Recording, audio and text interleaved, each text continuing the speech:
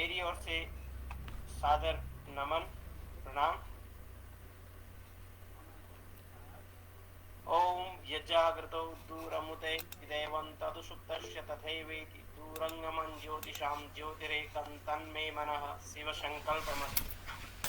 सभी का मन शिव संकल्प युक्त हो, ऐसी मैं कामना करता हूँ। मैं doctor Anoop Baluni welcome to all of you in the 7th session on the 5th day of the 2-week national level orientation cum FDP program organized by Internal Quality Assurance Cell, Himalaya University, Dehradun. In the last 4 days, in 6 sessions, we have received guidance 6 professors, Professor Santosh Panda, Professor Ramu Manimunnan, Professor B.K. Misra, Professor Satyadev Poddar, Honorable Vice Chancellor MBB University, Dr. Rajiv Dubey, Dr. Sidhu Podial. Till now, in this session series, today we have with us Professor Arvind Kumar Joshi ji. प्रणाम sir, नमस्कार। नमस्कार। आज हमारे मध्य हमारा मार्गदर्शन करने के लिए जो सानिध्य मिली है, जो सानिध्य मिला है, जो साथ मिला है, वो बनारस हिंदू विश्वविद्यालय के समाज शास्त्र विभाग के एवं फैकल्टी ऑफ सोशल साइंसेज के पूर्व संकाय अध्यक्ष एवं वर्तमान में मानद professor centre for multi disciplinary development research Dharwad Karnataka से प्रोफेसर अरविंद कुमार जोशी जी हमारे मध्य हैं। सर, आपका स्वागत, आभार, अभिनंदन। आपका जो अनुभव है, शैक्षणिक अनुभव बहुत ही लंबा है।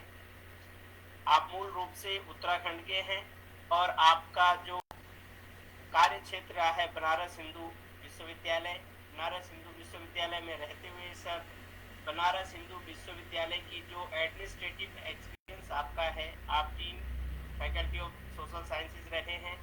आप former director centre for integrated rural development BHU, in charge Deendayal Upadhyay chair, head of the department sociology, chairman board of studies sociology, social work, anthropology, chief proctor भी आप पद को सुशोभित कर चुके हैं। आप इसके अतिरिक्त अन्य विश्वविद्यालयों में, केंद्रीय विश्वविद्यालयों में member board of studies research degree committee में, जैसे कि central university Manipur, central university Orissa, central university Garhwal HNB, Hari Singh central university Saran, Mahatma Gandhi अंतरराष्ट्रीय हिंदी विश्वविद्यालय वर्धा, उत्तराखंड यूनिवर्सिटी विश्वविद्यालय प्रयागराज। आप जो है कई विश्वविद्यालयों में मेंबर ऑफ एग्जीक्यूटिव काउंसिल भी हैं। आप लाल बहादुर राष्ट्रीय संस्कृत विद्यापीठ, जिसका कि मैं भी छात्र हूं, आप वहां पे एग्जीक्यूटिव काउंसिल के मेंबर हैं। आप member of professional academic bodies भी हैं, वाइस प्रेसिडेंट आप रह चुके हैं। आप जो है international sociological associations, life member Indian sociological society, officer at large international sociological association. Sir का पब्लिकेशन का भी बड़ा अनुभव है। आप लगभग 60 more than national international papers, book chapters, आपकी बुक्स, आप जो है आपकी आवाज बहुत धीमे आ रही है। सर नेटवर्क कुछ कनेक्टिविटी की प्रॉब्लम है क्या वहाँ? आवाज बहुत धीमे आ रही है। अभी आवाज आ रही है? हरीश जी, थोड़ा सा डिस्टर्ब है, पर आपका शायद आपकी तरफ से कुछ नेटवर्क इशू चल रहा है। आप वीडियो ऑफ करके ही मैंने वीडियो आपकी अभी आवाज़ आ रही है? हाँ sir, it's Audible. Okay okay. तो मैं अभी चर्चा कर रहा था कि सर का जो पब्लिकेशंस का है, आप जो है उत्तराखंड ओपन यूनिवर्सिटी और उत्तर प्रदेश राजर्षि नंदन ओपन यूनिवर्सिटी के लिए स्टडी मटेरियल भी तैयार कर चुके हैं, करते रहते हैं। आपका मार्गदर्शन इन विश्वविद्यालयों को, इसके अतिरिक्त अन्य विश्वविद्यालयों को मिलता रहता है। सर को जो है अवार्ड ऑफ ऑनर भी मिले हुए हैं। सर को Pandit professor GN Majumdar memorial medal 2014 में मिला है। आप लगभग 40 शोध छात्रों को अपने शोध निर्देशन में शोध करवा चुके हैं, जो अन्य विश्वविद्यालयों में पदों को विभूषित कर रहे हैं। आपका जो लंबा अनुभव रहा है, आप भारत में ही नहीं अपितु अन्य देशों में भी विजिटिंग प्रोफेसर या विजिटर के रूप में रहे हैं। और आपने अपना सोशियोलॉजी का जो क्षेत्र है, जो समाजशास्त्र का है, Norway, Japan, Canada, Australia, Thailand, China etcetera, इन देशों में भी सर का विजिटर के रूप में रहे हैं। सर, मैं आपका पुनः स्वागत, आभार करता हूं। आपका मार्गदर्शन हमें मिला है, आपकी सानिध्य हमें मिली है। मैं आशा करता हूं कि आपके द्वारा जो आज हमें व्याख्यान सुनने को मिलेगा, उससे सभी लोग लाभान्वित होंगे और आपके अनुभवों से सीख करके अपने जीवन में, अपने शैक्षणिक और शैक्षणिकतर जीवन में उसका लाभ उठाएंगे। पुनः हिमालय विश्वविद्यालय की ओर से मैं आपका स्वागत, आभार, अभिनंदन करता हूँ। प्रणाम।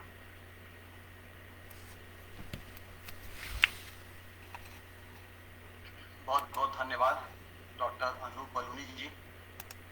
आपने बहुत विस्तार से मेरे बारे में बता करके मेरी जिम्मेदारियों और समस्याओं को बढ़ा दिया है। सबसे पहले मैं हिमालय यूनिवर्सिटी देहरादून का आभारी हूँ, जिसने मुझे इस नेशनल लेवल ओरिएंटेशन प्रोग्राम में लेक्चर देने हेतु आमंत्रित किया है। Specially I am thankful to professor Kashinath Jaina, vice chancellor Himalaya university, for inviting me to deliver lecture. The topic of this lecture is, this orientation program is actually not related with us. It is a topic of education department or is related with the education discipline. However, we have to deliver this lecture. The title is Dynamics of Effective, Efficient and Engrossing Teaching in Liberal Arts, Social Sciences, Management and Humanities. Now, three words are very important. One is effective, another is efficient, and third one is engrossing.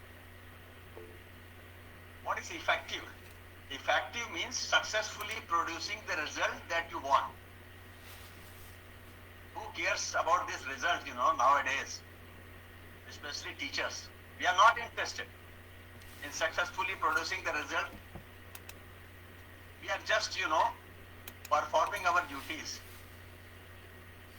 At least not all, some of us are doing like this, आप पुराना भी देख लीजिए अपने छात्र जीवन में, जब स्टूडेंट्स आप रहे होंगे। एक्चुअली ये जो टॉपिक है ये स्कूल से ज्यादा रिलेटेड है, वहां पर ये सब चीजें काम आती हैं।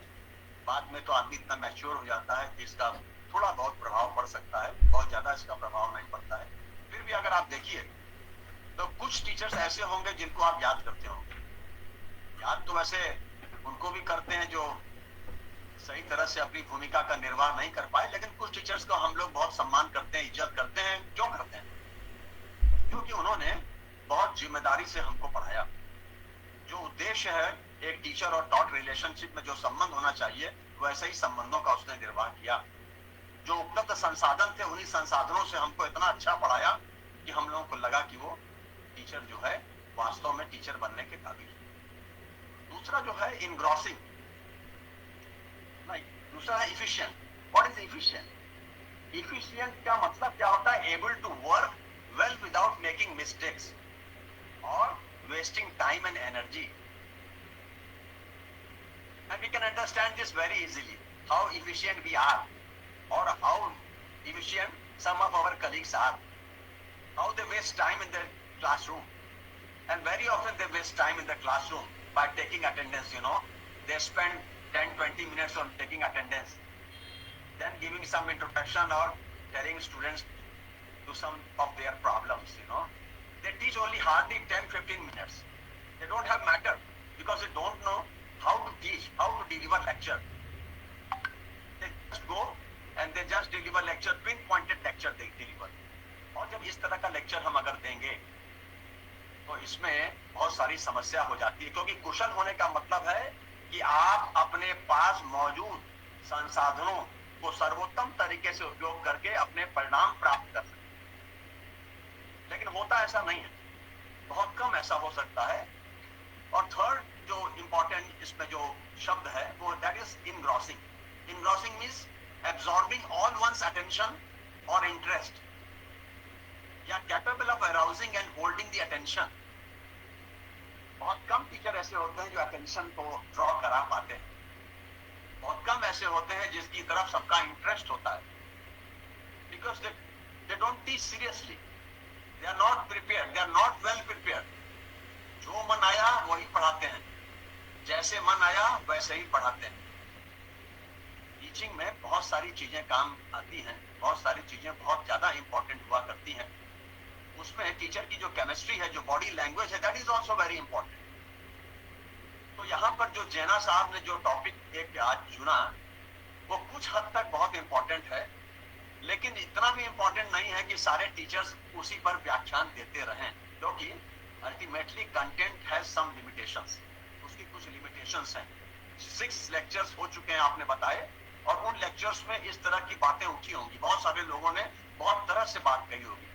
अगर वो एजुकेशन डिसिप्लिन का प्रोफेसर है तो हमारे से बेहतर तरीके से वो बता सकता है कि कैसे इफेक्टिव, इनग्रॉसिंग, इफिशिएंट टीचिंग की जाए और उसके कौन कौन से तरीके हैं। तो मैं थोड़ी सी बात इस विषय पे करूंगा, उसके बाद मैं चूंकि सोशियोलॉजी का स्टूडेंट हूं तो मैं कुछ आपको ऐसे विषय पर व्याख्यान देने की कोशिश करूंगा जिस पर आपकी रुचि हो, और वो सबकी रुचि का विषय है। वो एक बच्चों की रुचि का विषय भी है, युवाओं की रुचि का विषय भी है, महिलाओं की रुचि का विषय भी है, बुजुर्गों के रुचि का भी विषय है, वो पॉलिसी मेकर्स के भी रुचि का विषय है, वो पॉलिटिशियन के रुचि का भी विषय है, सभी के रुचि का विषय है, डॉक्टर के रुचि का भी विषय। तो effective teaching is the knowledge, strategies, processes and behaviors which lead to good student outcomes. Effective teachers have a positive impact on their students and use their expertise to improve learning. These good outcomes are often those that can be measured easily, usually through summative assessment. There are summative assessment we can assess. वो बहुत जल्दी हम लोग इसको major कर सकते हैं और आजकल इस पर ज्यादा एम्फेसिस भी दिया जा रहा है। तो there are several studies on this topic, you know, और यह देखने का प्रयास हुआ है कि इसकी विशेषताओं को देखते हुए किस कंपोनेंट पर बल दिया जाए। तो बहुत सारे ऐसे कंपोनेंट हैं जिन पर बल दिया गया है, और खास करके मैं उन 5 कंपोनेंट्स का उल्लेख केवल करना चाहता हूँ। I will not discuss much on these components, you know, I am just mentioning these components. Number 1 is, that is learning climate. Number 2 is classroom assessment and reflection. Number 3 is instructional rigor and student engagement. Number 4 is instructional relevance, and number 5 knowledge of content. This is very important, you know, और इतना important है कि इसके आधार पर ही हम ये समझ सकते हैं कि हमारे देश में किस प्रकार की टीचिंग या किस प्रकार से बच्चों को पढ़ाया जा रहा है और इसका क्या प्रभाव बच्चों के ऊपर पड़ रहा है। अगर हम इफेक्टिव टीचिंग की और दूसरी तरह से बात करें तो बहुत जगह आपको दिख सकता है, इवन इन दिस इंटरनेट में, वेबसाइट में भी आपको इसके बारे में सेम जो बात मैं बोल रहा हूँ वो आपको देखने को मिलेगी, क्योंकि ज्यादातर जगह इस पर चर्चा एक समान रूप से होती आई है। किसी ने इन कंपोनेंट्स की संख्या बढ़ा दी है, किसी ने इन कंपोनेंट्स की संख्या जो है कम कर दी है, लेकिन हम उन सबको मिला करके आपके सामने कुछ बातों को रखने की कोशिश करेंगे, क्योंकि effective teaching is a multifaceted Endeavour that involves various strategies, techniques and principles aimed at facilitating students' learning and growth. Some of the key components of effective teachings are, number 1 is clear communication. Communication should be very clear. Or effective teachers communicate their ideas clearly and concisely, making sure students understand the material presented. बहुत सारे teachers पढ़ाते हैं लेकिन छात्र समझ नहीं पाते, क्योंकि वो जो पढ़ाते हैं या तो उनके लेवल से ऊपर का पढ़ा देते हैं या ऐसा पढ़ा देते हैं जो ना उनके लेवल का है ना टीचर के लेवल का, किसी के लेवल का नहीं है. They use language appropriate to the students' age and comprehension level. You know, we have to see what is the age of the students. Class 1 के लड़के से यदि आप पीजी लेवल की बात करेंगे तो नहीं समझ पाए. इसी तरह से पीजी लेवल के स्टूडेंट्स अगर क्लास 1 के बच्चे की तरफ बात करेंगे तो वो आपका मजाक उड़ाने लगेगा. तो that's why number 1 is the most important component of effective teaching is clear communication. Communication should be very clear. You know, language is no barrier. Don't think that language is a barrier. Language is not a barrier. But communication should be clear. Number 2 is engagement. How you are engaging students in the learning process is crucial for effective teaching. You know, हम लोग we never engage students, especially in graduation or in PG level. We never engage our students. We just come, we deliver lecture and we go back because we have performed our duties, and that is all. This can involve using interactive activities. You know, for engagement, interactive activities is very important. Multimedia resources are important. Real world examples are there, you know, and discussions will captivate students' interest and encourage active participation. We have to encourage them, you know. हमको उनको motivate करना है. Spoon feeding नहीं जरूरत. Especially when we are talking about the college students or university students, there we have to understand that how different teaching should be. Teaching should be different. It is not a school teaching, you know. They are not school students. They are not, you know, immature students. They are all are mature, you know. हमको उनको केवल बताना है कि कैसे उनको पढ़ना चाहिए और कैसे उनको आगे बढ़ना है, और एक ऐसा फीडबैक देना है, इस तरह से इनकरेज करना है, मोटिवेट करना है कि उनका इंटरेस्ट स्वयं में डेवलप हो और उनका इंटरेस्ट हो जाए. वो हमसे डिस्कस कर सके, हमसे डरे नहीं. ऐसा ना हो कि हम उनको डरा दिए हों कि वो इंटरेक्ट न कर सके, क्वेश्चन न पूछ सके या कुछ बोल न सके. बस हम आए, क्लास में घुसे और पढ़ाना शुरू कर दिया, और जैसे ही समय खत्म हुआ, बेल हुई या नहीं हुई, टाइम पूरा हुआ, हम चल वापस. तो ऐसा नहीं करना चाहिए. Number 3 component is differentiation. Recognizing that students have diverse learning styles, abilities and backgrounds, effective teachers employ differentiated instruction strategies to meet the individual needs of all students. This may involve adjusting the base content or presentation style to accommodate various learning preferences. इसीलिए देखिए, online teaching और offline teaching में इसी limitation के बारे में चर्चा होती है कि वहां पर टीचर जो है ये समझ नहीं पाता है कि कौन सा लड़का जो है उसको ज्यादा अटेंशन की आवश्यकता है, किसको ज्यादा अटेंशन की आवश्यकता है, किसको कम अटेंशन की आवश्यकता है, या किसी को समझाने के लिए हमको कौन से दूसरे तरीकों को अपनाना पड़ता है. तो टीचर जो इफेक्टिव टीचिंग करने वाला टीचर है वो समझ जाता है, वो सारे बच्चों को ऑब्जर्व करता रहता है और सारे बच्चों की जो है, जो कैपेसिटी है, जो बच्चों का जो क्षमता है, उसको वो समझ जाता है. इसलिए उसके आधार पर जो छात्रों की जो कैपेसिटी है, छात्रों की जो क्षमता है, उसके अनुरूप फिर वो लेक्चर देता है या उसके अनुरूप उनको एडवाइस देता है या अलग से उनको कुछ मटेरियल जो है वो प्रोवाइड करता है. Number 4 is feedback. Providing timely and constructive feedback helps students understand their strengths and areas for improvement. Effective teachers offer feedback that is specific, actionable and encourages further learning. Feedback is also important. Everywhere you will find feedback. Nowadays, service sector is very important. In service sector, you will find they require feedback. If you travel from here to there or somewhere, then the airline will send some message, give some feedback. What was your experience? How to improve? Like this, you know. Such feedback is also required in teaching process. Number 5 is active learning. Instead of relying solely on lectures, effective teaching incorporates active learning techniques that encourage students to think critically, solve problems, and apply their knowledge in meaningful ways. You know what NEP is saying? In NEP, you know how to think and what to think. They have made the difference between how to think and what to think. कैसे हमें सोचना है, कैसे हमारी सृजनशीलता, creativity जो है वो बढ़े, इसके लिए हमको एक्टिव लर्निंग पढ़ाना होगा. This could include group work, hands-on activities, case studies and experiential learning opportunities. और भी बहुत सारे तरीके हो सकते हैं जिसके द्वारा हम एक्टिव लर्निंग को कर सकते हैं. एक्टिव लर्निंग में हम लोग सोशियोलॉजी में या सोशल वर्क में जो है कहीं भेज देते हैं, किसी फील्ड साइट में भेज देते हैं, किसी प्रॉब्लम से की कोशिश करते हैं कि लड़का वो सीखे और जाकर के वो सीखने की कोशिश करता है, फिर वो उसके अनुरूप जो है कुछ सुझाव देने का प्रयास करता है। Number 6 is creating a positive learning environment. Positive learning environment is very much required, otherwise it will be very difficult for teacher and even for student to understand what is going on in the classroom. A supportive and inclusive classroom environment fosters learning and encourages students to take risks, ask questions and participate actively, जिसके बारे में मैंने शुरू में आपके सामने चर्चा की। इसके साथ ही साथ जो एक और इम्पोर्टेंट कंपोनेंट है उसको बोलते हैं असेसमेंट। असेसमेंट नहीं होगा तो हमको समझ में नहीं आएगा कि प्रोग्रेस हो रही है कि प्रोग्रेस नहीं हो रही है, या असेसमेंट नहीं होगा तो हमको ये भी नहीं समझ में आएगा कि वास्तव में जो टीचिंग, जो इफेक्टिव टीचिंग है वो स्टूडेंट के लिए कुछ फायदेमंद भी है या फायदा नहीं कर। इसीलिए assessment should be aligned with learning objectives and may include a variety of methods such as quizzes, tests, projects and portfolios. तो उसके लिए हमको असेसमेंट के लिए कुछ ना कुछ तरीकों को इजाद करना पड़ता है। There are different methods and we have to use those methods, you know. इसके बाद एक और कंपोनेंट है which is very important, that is called reflective practice.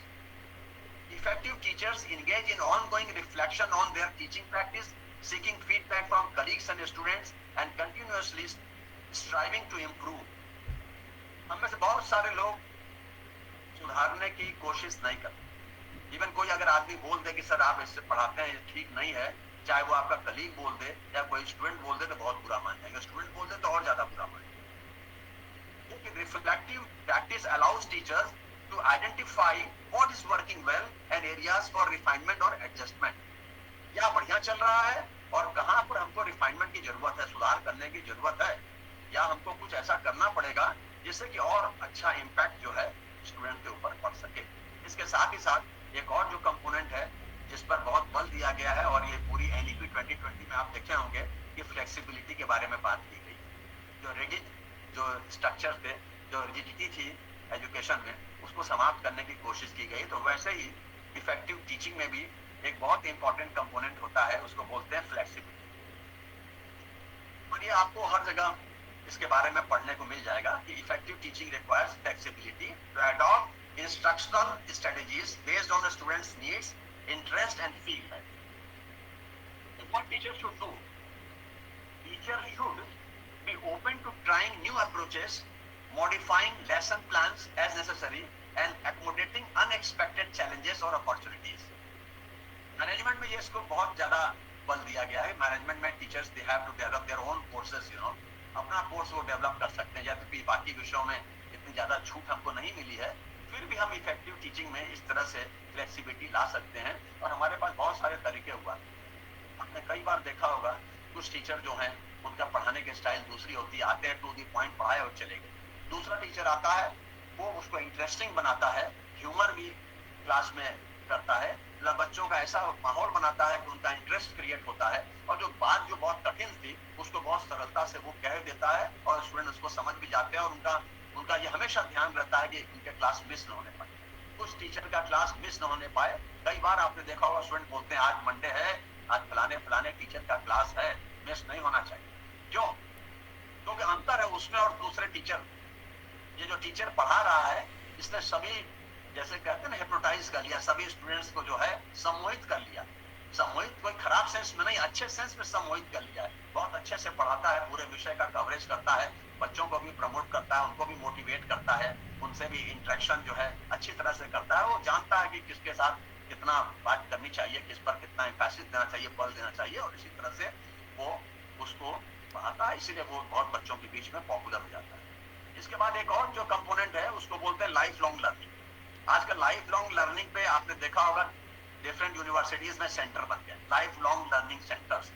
जीवन पर्यंत सीखना, जीवन पर्यंत प्रक्रिया है। आदमी किसी भी उम्र का हो वो सीख सकता है। The effective teaching involves a commitment to life long learning and professional development. आप लाइफ लॉन्ग लर्निंग सीख सकते हैं और प्रोफेशनल डेवलपमेंट कर सकते हैं।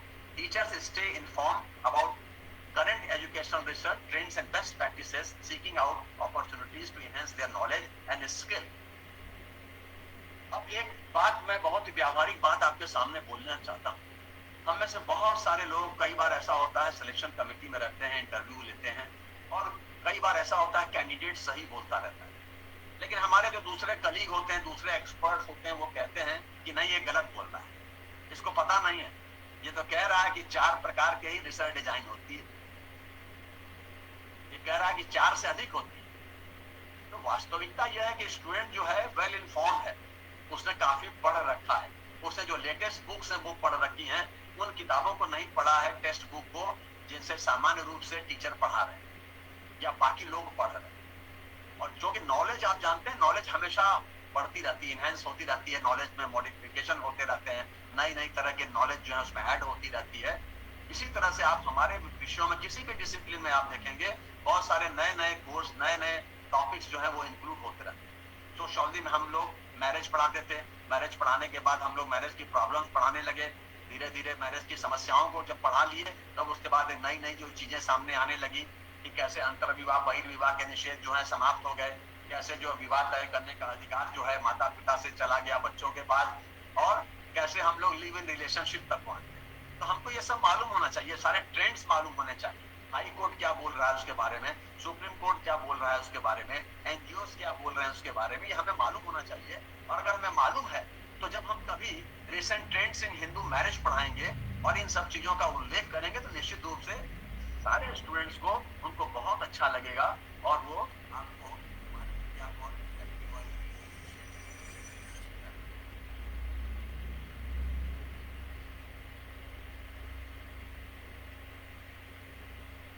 सॉरी, हेलो, मेरी आवाज आ रही है? मेरी आवाज आ रही है? हाँ, बीच बीच में फोन आ जाते हैं, आप जानते हैं ना, भारत की ये जो सामाजिक व्यवस्था है वो विशेष प्रकार की है, कोई भी कभी भी फोन कर सकता है, घर आ सकता है। तो इफेक्टिव टीचिंग में बाधा जब हम लोग कभी पढ़ाएंगे तो हम लोग इसको भी पढ़ाएंगे कभी, ठीक है? तो इस तरह से हमने देखा, अगर हम इनकॉर्पोरेट करें इस प्रिंसिपल्स को, प्रैक्टिसेस को इनटू टीचिंग एजुकेटर, तो हम लोग जो बहुत टीचिंग हमारी जो है बहुत अच्छी हो सकती है। लेकिन हम इसके साथ साथ ये भी देखते हैं कि वहीं बहुत सारे और भी विद्वान हैं जिन्होंने इफिशिएंट और इनग्रॉसिंग टीचिंग को दूसरी तरह से बताया। जितनी भी बुक्स आप पढ़ेंगे सब में अलग अलग तरह से बताया हुआ होगा और आप कभी कंफ्यूज भी हो सकते हैं। हम लोग के पास ये अवसर इस समय नहीं है कि हम उन सबको आपस में जोड़ लें और एक ही तरह से जो हम पूरे सबके निचोड़ को आपके सामने प्रस्तुत करें, उतना वो समय नहीं है। फिर भी हम ये देखने की कोशिश करते हैं कि जो दूसरे जो विद्वान हैं उन लोगों ने इसके बारे में क्या कहा। जैसे इफिशिएंट इनग्रॉसिंग टीचिंग के बारे में अगर हम देखें तो ये जो इफिशिएंट और इनग्रॉसिंग टीचिंग है, it combines effective instructional techniques and with strategies that maximise student engagement and optimise learning outcomes. Some approaches are there how to achieve this balance, because we have to achieve this balance now. Student के engagement को maximise करना है और optimise करना है learning outcome. तो कैसे हो सकता है? इसका मतलब यह है कि हमारे जो ऑब्जेक्टिव्स हैं वो बहुत क्लियर होने चाहिए। Clear learning objective should be there. Okay, तो ये जब बच्चों को हम लोग पढ़ाते हैं या स्कूल में जब पढ़ाया जाता है इसके बारे में, इफिशिएंट एंड इनग्रॉसिंग टीचिंग के बारे में, तो वहां ये कहते हैं कि begin each lesson with clear learning objectives that outline what students will be able to accomplish by the end of the session. This provide direction and focus for both teachers and students.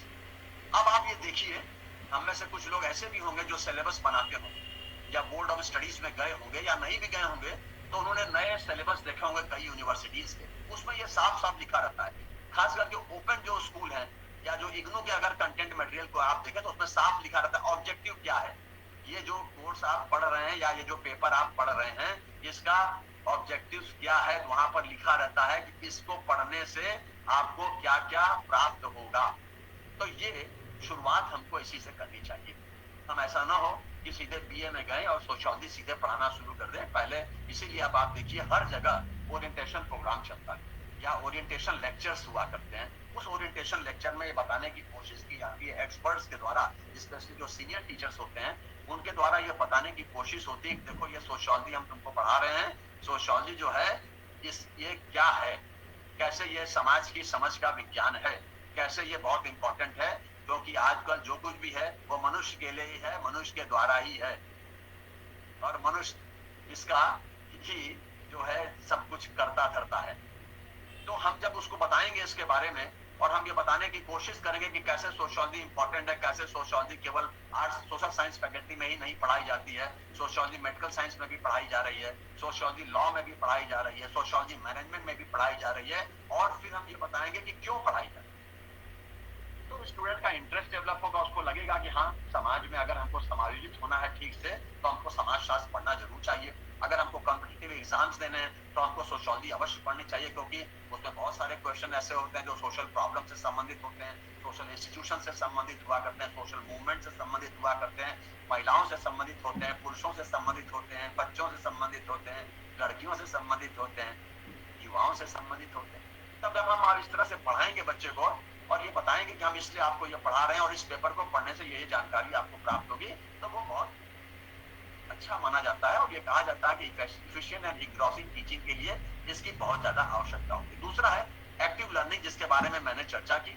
तीसरा है varied instructional methods, क्योंकि हमको बहुत सारे जो instructional methods होते हैं वो अलग अलग प्रकार के इंस्ट्रक्शनल मेथड्स को यूज करना चाहिए, जैसे mix lectures with multimedia presentation, demonstration, case studies and debates to keep students engaged and interested.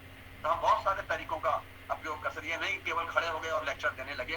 हम में से तो दुर्भाग्य ये भी है कि हम में से बहुत सारे ऐसे लोग भी होते हैं जो केवल आते ही कुर्सी में बैठ करके ही पढ़ाना शुरू करते हैं, तो उसका बहुत ही नकारात्मक प्रभाव छात्रों पर पड़ता है। हम कभी भी बैठ करके लेक्चर नहीं देना चाहिए। आप में से अगर कोई देता हो इस तरह से बैठ के लेक्चर, उसको कभी नहीं देना चाहिए। मैंने 40 साल पढ़ाया है और मैं कभी नहीं बैठा, कोई भी स्टूडेंट मेरा नहीं कह सकता कि मैं कुर्सी में बैठा हुआ हूँ और लेक्चर दे रहा हूँ, कभी नहीं, नेवर।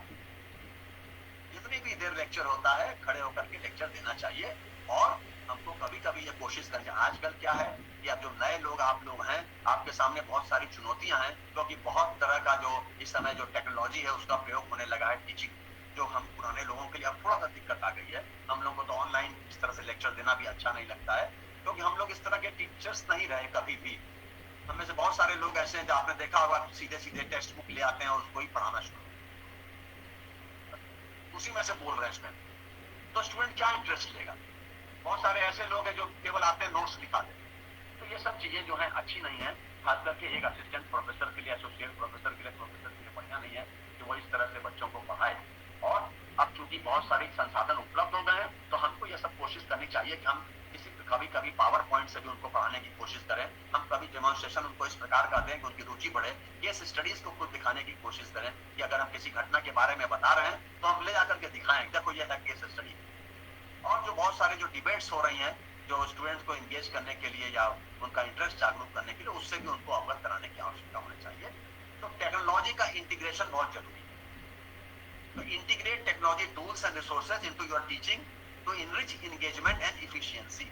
उससे उन सबका ध्यान बना रहेगा। उनके पास ये सब अवसर नहीं है, तो जब आप टेक्नोलॉजी का प्रयोग करते हैं तो वो बहुत रोचक हो जाता है। देखिए जो पश्चिम में जितनी भी स्टडीज हुई, ज्यादातर अध्ययनों में यह कहा गया कि अगर बच्चों को पढ़ाना है तो उसमें टेक्नोलॉजी का प्रयोग होना चाहिए। हम में से बहुत सारे लोग जो है बेसिक चीज नहीं समझ पाते। जैसे हम अगर ये कहते हैं कि प्लस करो, माइनस करो या मल्टीप्लाई करो, तो वो उसका अर्थ नहीं समझ पाते हैं। वहीं पर अगर हम मल्टीमीडिया से दिखाने की कोशिश करें या टेक्नोलॉजी का इंटीग्रेशन करके हम दिखाने की कोशिश करें, बहुत सारे ऐप आ गए तो उसमें दिखाते हैं कि 2+2 को अगर समझाना हो तो दिखाते हैं कि 2 चिड़िया बैठी हुई हैं और 2 और आके बैठ गई, तब बोलते हैं 2+2 = 4। तो बच्चा भी देख लेता है उसमें से 1 2 3 4 चिड़िया है, प्यारी प्यारी। इसी तरह से माइनस में दिखाते हैं कि 4-5 चिड़िया हैं, उनमें से एक चली गई, फिर बताते हैं देखो ये माइनस है। तो जो फंडा माइनस प्लस मल्टीप्लीकेशन या डिवाइड करने का है, उसको समझाने के लिए ये टेक्नोलॉजी का जो इंटीग्रेशन है वो बहुत जरूरी है। स्पेशली जो नई जो टेक्नोलॉजी आ गए, जो नए जो एप्स आ गए, एजुकेशनल एप्स आ गए हैं, वो बहुत जरूरी है। तो हम लोग जब सीनियर क्लासेस में पढ़ाते हैं तो ये सीनियर क्लास में भी हम लोग इस प्रकार से इन सब चीजों का उपयोग कर सकते हैं। आजकल हर जगह आप देख रहे होंगे स्मार्ट क्लास आ गए हैं, और आने वाले समय में NEP 2020 में ये प्रोविजन है कि ज्यादातर जगह स्मार्ट क्लास है। तो स्मार्ट क्लास से हमको परिचित होना पड़ेगा, हमको उसको पढ़ना आना चाहिए। हम लोग के समय में स्लाइड था, नया नया आया था तो स्लाइड था, हम लोग स्लाइड बनाते थे और उसको उसके नीचे रखते थे, प्रोजेक्टर के नीचे, और सामने स्क्रीन में आने लगता था। अब वो जमाना चला गया। आज के बच्चों को अगर बताएंगे तो सब हंसेंगे कि कितने बैकवर्ड थे हम लोग। लेकिन टेक्नोलॉजी तो इनहेंस होती रहती है, बदलती रहती है। आज जो टेक्नोलॉजी है आने वाले समय में वो किस प्रकार की हो जाएगी आप उसका अनुमान नहीं लगा सकते।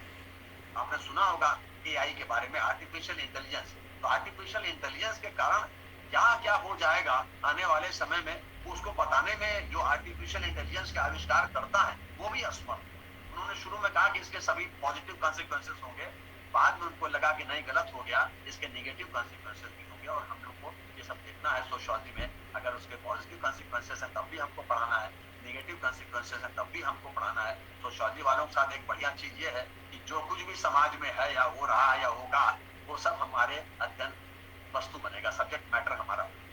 तो टेक्नोलॉजी का इंटीग्रेशन तो आप अच्छी तरह से समझ गए होंगे। इसमें online discussion, forums, virtual reality simulations और मल्टीमीडिया प्रेजेंटेशन, बहुत सारी चीजें हो सकती हैं। आज के समय में हम लोग बहुत आगे बढ़ गए हैं, जिसके बारे में हम में से बहुत सारे लोगों को, खास करके हम लोगों को भी इसके बारे में ज्यादा जानकारी नहीं है। एक और चीज जो इंपॉर्टेंट है वो है flipped classroom. Flipped classroom, consider implementing A flipped classroom model where students engage with course content outside of class through readings, videos or online modules, freeing up class time for interactive discussion, group activities and hands-on learning experiences। ये अभी बहुत सारे स्कूलों में इस प्रकार की activities को बढ़ाया गया है। यूनिवर्सिटी सिस्टम में भी इस प्रकार की एक्टिविटीज को बढ़ाने की कोशिश हो रही है। खास करके जो प्रोफेशनल कोर्सेज हैं उनमें इस प्रकार की कोशिश की जा रही है। आपने देखा होगा कि मूट कोर्ट होते हैं, लॉ में आपने देखा होगा मूट कोर्ट होते हैं, वहां पर प्रैक्टिस करते हैं कि कैसे जिरह बहस की जाए, और उसमें जज भी रहता है और वो उसके हिसाब से जो पॉइंट्स होते हैं उस हिसाब से उसको देखता रहता है और बाद में डिसीजन देता है। तो वो सीख जाते हैं कि अगर हम एडवोकेट बनने जा रहे हैं आने वाले समय में, तो कैसे हमको कोर्ट में जाना है, क्या प्रोसीजर फॉलो करना है, कैसे हमको बहस करनी है, उस बहस में कितने कितने तरह के आर्ग्यूमेंट्स होंगे, किन किन हमको जो कंटेंट है उनको देखना है, कौन कौन सी किताबों को, रेफरेंसेस को, केसेस को हमको साइट करना है। तो वो सब बच्चे वहां पर सीख जाते हैं। इसी तरह से स्कूलों में भी बहुत कोशिश की जा रही है कि बच्चे किस हैंड्स ऑन लर्निंग एक्सपीरियंसेस जो हुआ करते हैं उसके आधार पर कैसे अपने ज्ञान की अभिवृद्धि करें। इसी तरह से एक और जो कंपोनेंट है, मेथड तरीका है, वो है पीयर टीचिंग एंड कोलैबोरेशन। तो इसमें यह कहा जाता है कि encourage peer teaching and collaboration by assigning group projects. हम ग्रुप प्रोजेक्ट दे देते हैं सब, तो ग्रुप प्रोजेक्ट आप दे देंगे तो सारे जो ग्रुप में जितने बच्चे हैं वो सारे के सारे उसमें एंगेज हो जाते हैं और वो सब उस चीज को करने लगते हैं, और उससे सीखने की जो उनकी क्षमता हुआ करती है वो बहुत तेजी से बढ़ जाती है। या जिसको नहीं आता है तो ये स्वाभाविक है कि एक से दो भले, तो एक को आता है दूसरे को बताता है, दूसरे से तीसरे को बताता है। इस तरह से धीरे धीरे धीरे कोऑपरेटिव तरीके से, इसको बोलते हैं कोऑपरेटिव लर्निंग टास्क। जो इसको कोऑपरेटिव चलते हैं ना, कोऑपरेटिव जिस तरह से चला करती हैं, ये इस लर्निंग प्रोसेस में भी इस तरह के कोऑपरेटिव लर्निंग टास्क हुआ करते हैं। इससे क्या होता है कि जो सेंस ऑफ कम्युनिटी फीलिंग है वो भी बढ़ती है, और बच्चे जो हैं एक दूसरे का महत्व करना, एक दूसरे का सम्मान करना भी सीख जाते हैं। उनको समझ में आ जाता है कि सामूहिकता में हमको रहना चाहिए, और वो इस प्रकार से अपने ज्ञान की वृद्धि करते हैं। Immediate feedback is also important. तो प्रॉब्लम क्या है कि हमारे यहाँ इमीडिएट फीडबैक नहीं होता, फीडबैक बहुत बाद में देते हैं। लेकिन आजकल क्या है कि ये बहुत जरूरी हो गया है कि इमीडिएट फीडबैक हो, क्योंकि provide timely and constructive feedback to student on their progress and performance. तुरंत अगर आप नहीं देंगे तो कुछ फायदा नहीं। इसलिए वीकली या मंथली या फोर्टनाइटली, जैसे भी आपको समझ में आए, जिस प्रकार की सुविधा हो, चाहे किसी भी स्टेज का स्टूडेंट हो, चाहे वो ग्रेजुएशन का हो, चाहे पीजी का हो, या अगर स्कूल वाले भी अगर इसमें कोई लोग हों, उनको भी समझना चाहिए कि हमको टाइमली जो उनके परफॉर्मेंस या प्रोग्रेस या जो अगर प्रोग्रेस नहीं है उसके बारे में उनको तुरंत फीडबैक देना चाहिए। हम लोग पीएचडी में देते हैं, देखा होगा 6 मंथली प्रोग्रेस रिपोर्ट मांगी जाती है, लेकिन जनरली हम लोग सब लोग सेटिस्फैक्टरी लिख देते हैं, उसमें कोई फीडबैक नहीं देते हैं। इस तरह की लर्निंग में हमको फीडबैक देना चाहिए, because this could include written feedback on assignments, in class quiz, one on one discussions और सेल्फ असेसमेंट एक्टिविटीज। तो इससे तुरंत जो है फीडबैक मालूम चल जाएगा, इमीडिएट फीडबैक, कि बच्चा वास्तव में प्रोग्रेस कर रहा है, सीख रहा है कि कुछ नहीं सीख रहा है। और जो नेक्स्ट है वो है इनकॉर्पोरेट रियल वर्ल्ड एग्जाम्पल्स। हमको वास्तविक वर्ल्ड के एग्जाम्पल देने चाहिए। अभी मैं आपको एक थोड़ा सा व्याख्यान थोड़ा सा दूंगा, उसमें मैं रियल वर्ल्ड के एग्जाम्पल दूंगा। मैं सीधे विषय पे नहीं आऊंगा, क्योंकि सीधे विषय पे अधिकांश लोग आते हैं, उसी को बताने की मैं कोशिश करूंगा कि कैसे एक विषय पे अगर लेक्चर देना है, सपोज मैं सोशियोलॉजी का टीचर हूँ और मुझको एक टॉपिक सेलेक्ट करना है और उसमें लेक्चर देना है, तो कैसे मैं रियल वर्ल्ड के एग्जाम्पल्स दूंगा। Whatever is going on, I will try to explain all those things, वो सब बताने की कोशिश करूंगा कि देखो ये चीजें हैं। फिर उसके बाद मैं विषय पे आऊंगा और विषय पे आ करके भी कई अन्य ऐसी बातों को बताऊंगा कॉज एंड कॉन रिलेशनशिप, कार्य कारण संबंधों को बताएं। केवल ये बोल देना एक पढ़े लिखे आदमी के लिए पर्याप्त नहीं है कि ऐसा हो रहा है। अरे ऐसा हो रहा है तो क्यों हो रहा है, स्पेशली सोशल साइंसेस में हमको ये बताना जरूरी है कि अगर हो रहा है तो क्यों हो रहा है। हम कोई नैतिक विज्ञान वाले नहीं है कि हम लोग सब लोग सोचें कि मॉरल साइंटिस्ट हैं, ये पूरा समाज बदल देंगे, परिवार बदल देंगे, विवाह के साथ कुछ नहीं, उससे हमसे मतलब नहीं। क्या हो रहा है, क्यों हो रहा है, कैसा हो रहा है, यही हमको बताना है। और आप इसी के आधार पर देखते हैं जो सोशल रिसर्च होते हैं उसका नेचर हुआ करता है, प्योर रिसर्च है कि अप्लाइड रिसर्च है कि एक्शन रिसर्च है, हम लोग इसी आधार पर देखने की कोशिश करते हैं। तो उसको अभी हम आपके सामने प्रस्तुत करेंगे। इसके पहले मैं इसमें जो दो और चीजें बच गई हैं, एक है एक्टिव पार्टिसिपेशन। वो कुछ ऐसी चीजें हैं जो मिलती जुलती हैं। तो ये एक्टिव पार्टिसिपेशन के बारे में हमने शुरू में भी चर्चा की है कुछ पॉइंट्स में, और ये अलग से भी हम इसलिए कर रहे हैं कि इसमें हमको इंकरेज करने की बात है कि हम we have to encourage students for active participation, ठीक है। और हमको उसमें बहुत सारे ओपन एंड क्वेश्चंस उनसे पूछने चाहिए, फैसिलिटेटिंग क्लास डिस्कशन करना हमारी जिम्मेदारी है, और सॉलिसिटिंग इनपुट फ्रॉम वाइटर और मोर रिजर्व स्टूडेंट जो चुपचाप रहते हैं। बहुत सारे स्टूडेंट कुछ नहीं बोलते हैं, चुपचाप बैठे रहते हैं। बहुत सारे बैक बेंचर्स होते हैं, तो कभी इंटरेक्ट नहीं करते हैं, कभी पार्टिसिपेट नहीं करते हैं, चुपचाप रिजर्व बैठे रहते हैं। तो हमको उन सबके साथ से भी इनपुट लेना है, उन सबको भी एक्टिवेट करना है।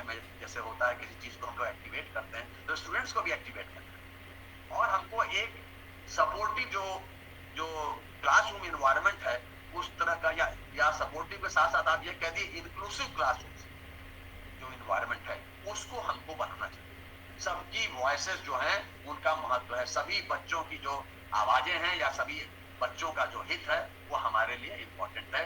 इसका ध्यान हमको हमेशा रखना चाहिए। कहीं भी अगर हम व्याख्यान दे रहे हैं, किसी भी स्तर पे अगर हम व्याख्यान दे रहे हैं, तो वहां पर हमको ये देखना चाहिए कि सबका जो है समान रूप से महत्व है। और सबसे अंतिम जो है वो है reflective practices. Continuously reflect on your teaching practices to identify areas for improvement and refinement. Seek feedback from students and colleagues. Experiment with new teaching techniques and adopt your approach based on what works best for your student. क्या अच्छा है, student के हित में सबसे अधिक क्या है, उसको हमको ध्यान में रखना चाहिए।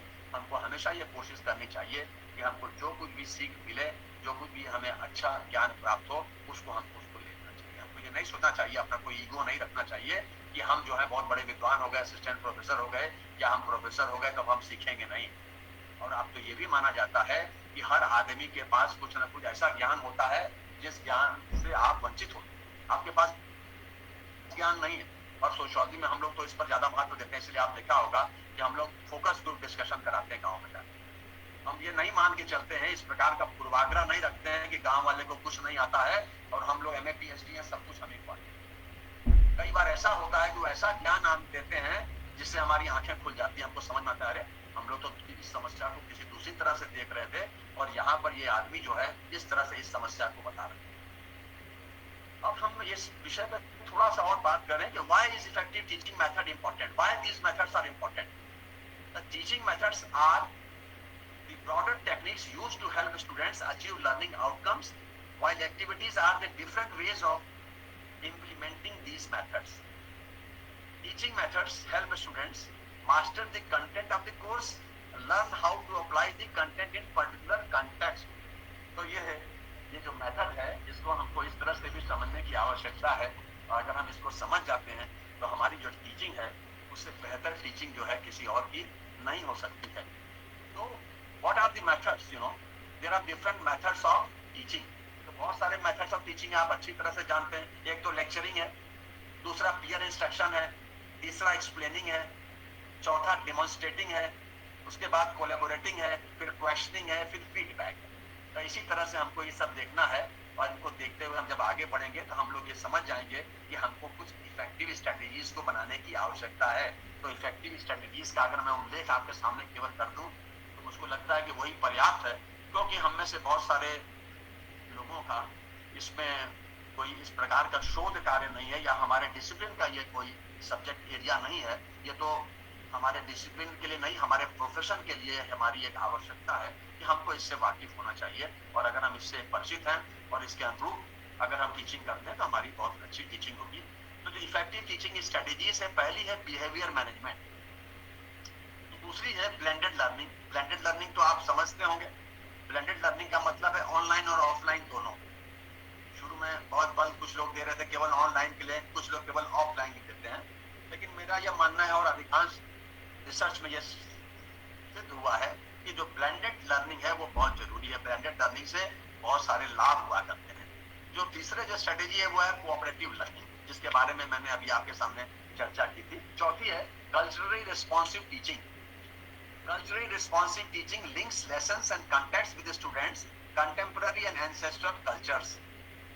पहले क्या होता था, आज क्या होता है, उस दोनों को जब मिला करके अपनी बातों को कहा जाता है तो कल्चरली रिस्पॉन्सिव टीचिंग होती है। इसमें बताने की कोशिश करते हैं, देखो पहले ऐसा होता था, आज ऐसे होता है। पहले लोग माँ बाप को भगवान मानते थे, आज माँ बाप को लोग मार रहे हैं। पहले लोग माँ बाप के साथ रहना सौभाग्य समझते थे, आज लोग माँ बाप के साथ रहना नहीं चाहते हैं, उसको दुर्भाग्य मानते हैं। तो हमको इस तरह से कल्चरली रिस्पॉन्सिव टीचिंग करने की बहुत आवश्यकता है। कुछ सब्जेक्ट में ये बहुत आसान है, कुछ में ये बहुत डिफिकल्ट है, लेकिन जहाँ ये आसान है वहां पर हमको ये कोशिश करनी चाहिए, क्योंकि diverse classrooms require you to reach students with dramatically different backgrounds and और डिफरेंट लर्निंग स्टाइल्स।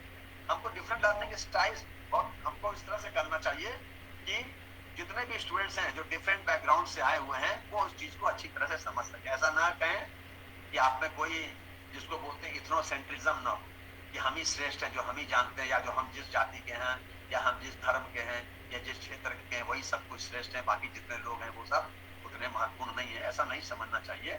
हमको ये कोशिश करनी चाहिए कि जो डिफरेंट बैकग्राउंड्स के लोग हैं उनको किस प्रकार से हम एक ऐसा तरीके से पढ़ाएं कि वो सब उस विषय को अच्छी तरह से आसानी से समझ सकें। तो through this teaching strategy explain how your topic relates to different cultures and make sure your classroom is a place where all the students feel empowered. आपका क्लासरूम ऐसा है जिसमें सभी बच्चे अपने को सशक्तिकृत समझें। होता नहीं है, बहुत सारी जगह इस प्रकार से टीचर कर देते हैं व्यवहार कि बच्चे अपने को असशक्तिकृत समझते हैं, वहां पर उनको एम्पावरमेंट की उनकी जरूरत पड़ जाती है। लेकिन अगर अच्छा टीचर है तो सारे बच्चे ये महसूस करते हैं कि वो एम्पावर्ड है। तो आपको इनकरेज करना चाहिए, encourage all students to ask questions and share unique answers.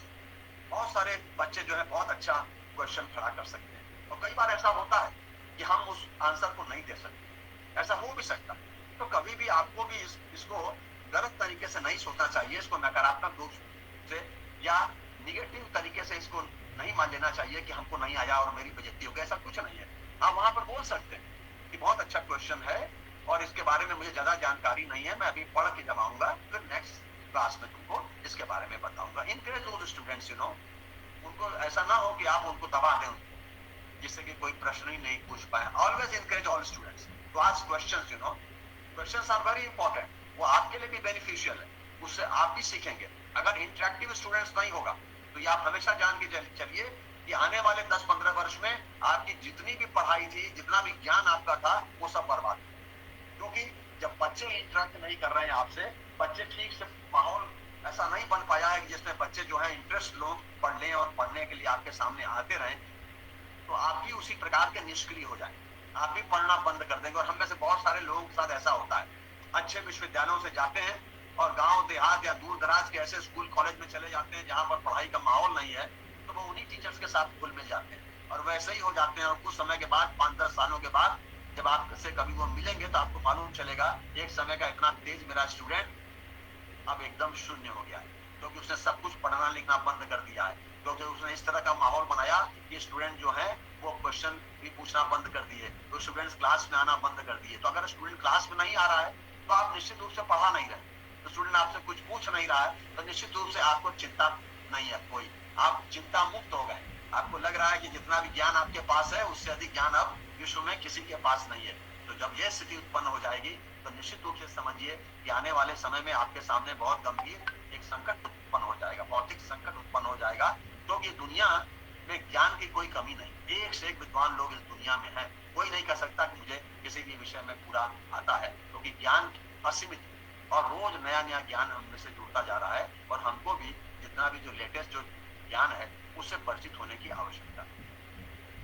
इसी तरह से एक है डिफरेंशिएशन। डिफरेंशिएशन में मैंने बताया था कि कि differentiation is a teaching strategy that lets you assign tasks to students based on their specific academic abilities and their learning needs. Effective classrooms are often inclusive settings, so it is important to teach to a range of learning levels simultaneously. Examples include worksheets that vary in complexity or letting students choose from activities or stations related to a particular lesson. तो हमको इस तरह के differentiation की आवश्यकता है, क्योंकि अलग अलग एबिलिटीज के लोग, अलग अलग लर्निंग नीड्स के लोग जो हैं हर क्लास में होते हैं. सभी बच्चे पूरे तेज नहीं होते हैं, कुछ ही बच्चे तेज होते हैं. ज्यादातर बच्चे जो हैं औसत दर्जे के होते हैं और कुछ तो ऐसे होते हैं जो बहुत ही निम्न दर्जे के होते हैं. वो जो होते हैं इसको भी हमको समझना है और हमको इसको लेकर के किसी प्रकार के पूर्वाग्रह को नहीं पाते. देखिए, ये हमारा और आपका सौभाग्य है. हो सकता है कि हम अच्छे घरों में पैदा हुए हों, हमारी इस प्रकार की बैकग्राउंड हुई हो कि हमको इस सब विषयों में कोई समस्या नहीं आई.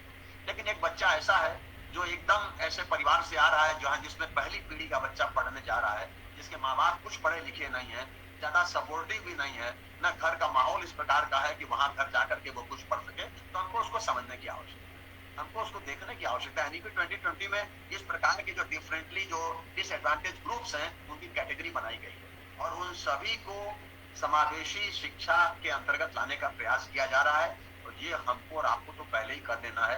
हमें किसी राष्ट्रीय शिक्षा नीति की आवश्यकता नहीं है. टीचर्स को तो खुद ही समझना चाहिए कि जो सारे के स्टूडेंट्स हैं वो स्टूडेंट्स ही जो हैं उसके जो सब कुछ है. तो अगर स्टूडेंट्स अच्छे निकलते हैं तो टीचर का कितना मान सम्मान होता है, कितनी प्रतिष्ठा बढ़ती है, आने वाले समय में कितनी सारी जो समस्याएं हुआ करती हैं वो कैसे समाप्त हो जाती हैं, उसको समझना चाहिए.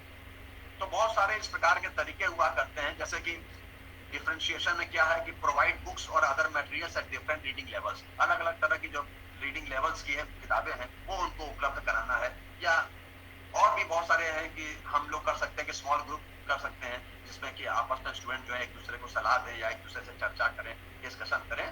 तो इसके बहुत सारे तरीके हैं. ये जो एजुकेशन में जब हम लोग पढ़ाते हैं या जब पढ़ाया जाता है तो वहां पर ये बताने की कोशिश की जाती है. एक और स्ट्रेटेजी जो है वो है एक्सपीरियंशियल लर्निंग, यानी अनुभव के अनुसार पे जो लर्निंग है वो वर्ल्ड जो रियल वर्ल्ड में जो एक्सपीरियंसेस हैं उसके द्वारा समझने की बात. तो जो ट्रेडिशनल लेसन प्लान्स होते हैं वो tend to focus on the teacher. This strategy focuses on the students participating in activities they may not immediately recognize as educational. जो experiential learning का है वो तुरंत नहीं समझ सकते, कभी उनका अनुभव नहीं रहा है. लेकिन अगर आप experiential learning के द्वारा उनको बताने की कुछ कोशिश करेंगे तो उनको बहुत अच्छा लगेगा और उनकी रुचि जो है उसमें जागृत हो जाएगी. जैसे कि बहुत सारे गेम्स होते हैं, एक्सपेरिमेंट्स हुआ करते हैं, सिमुलेशंस होते हैं, उनके द्वारा उन बच्चों को पढ़ाने की कोशिश की जाए.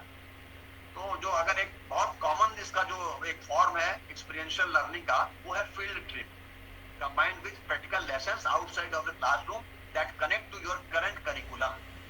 अब हम में से कई लोग ऐसे हैं, खास करके जो एक सीनियर लेवल के हो जाते हैं, वो अक्सर ये कोशिश करते हैं कि उसमें टूर ना हो, फील्ड ट्रिप ना हो, उससे बच जाए. आज किसी भी नौकरी में देख लीजिए exposure is important. Without exposure you can not do anything, you know. और अगर आप कुछ कर भी पा रहे हैं तो आपके अंदर बहुत बार हीन भावना भी आ जाएगी, क्योंकि अगर कोई बात कर रहा है आपसे, समुद्र की बात कर रहा है और आप कभी समुद्र आपने देखा नहीं, आपसे मुंबई की बात कर रहा है, आपने मुंबई नहीं देखा, आपसे गांव की बात कर रहा है, आपने गांव नहीं देखा है, आपसे आदिवासी क्षेत्र की बात कर रहा है, आपने आदिवासी क्षेत्र नहीं देखा. तो सभी ने नहीं देखा होता है. बहुत सारे लोग कॉलेज में भी आ जाते हैं, कभी ट्रेन में नहीं बैठे होते हैं. बहुत सारे लोग कॉलेज में आ जाते हैं, कभी होटल में नहीं गए होते हैं. तो दूर ले जाने का एक मकसद हुआ करता है, पर्पस हुआ करता है. वो एक्सपीरियंशियल लर्निंग का एक बहुत बड़ा जो है एक साधन है.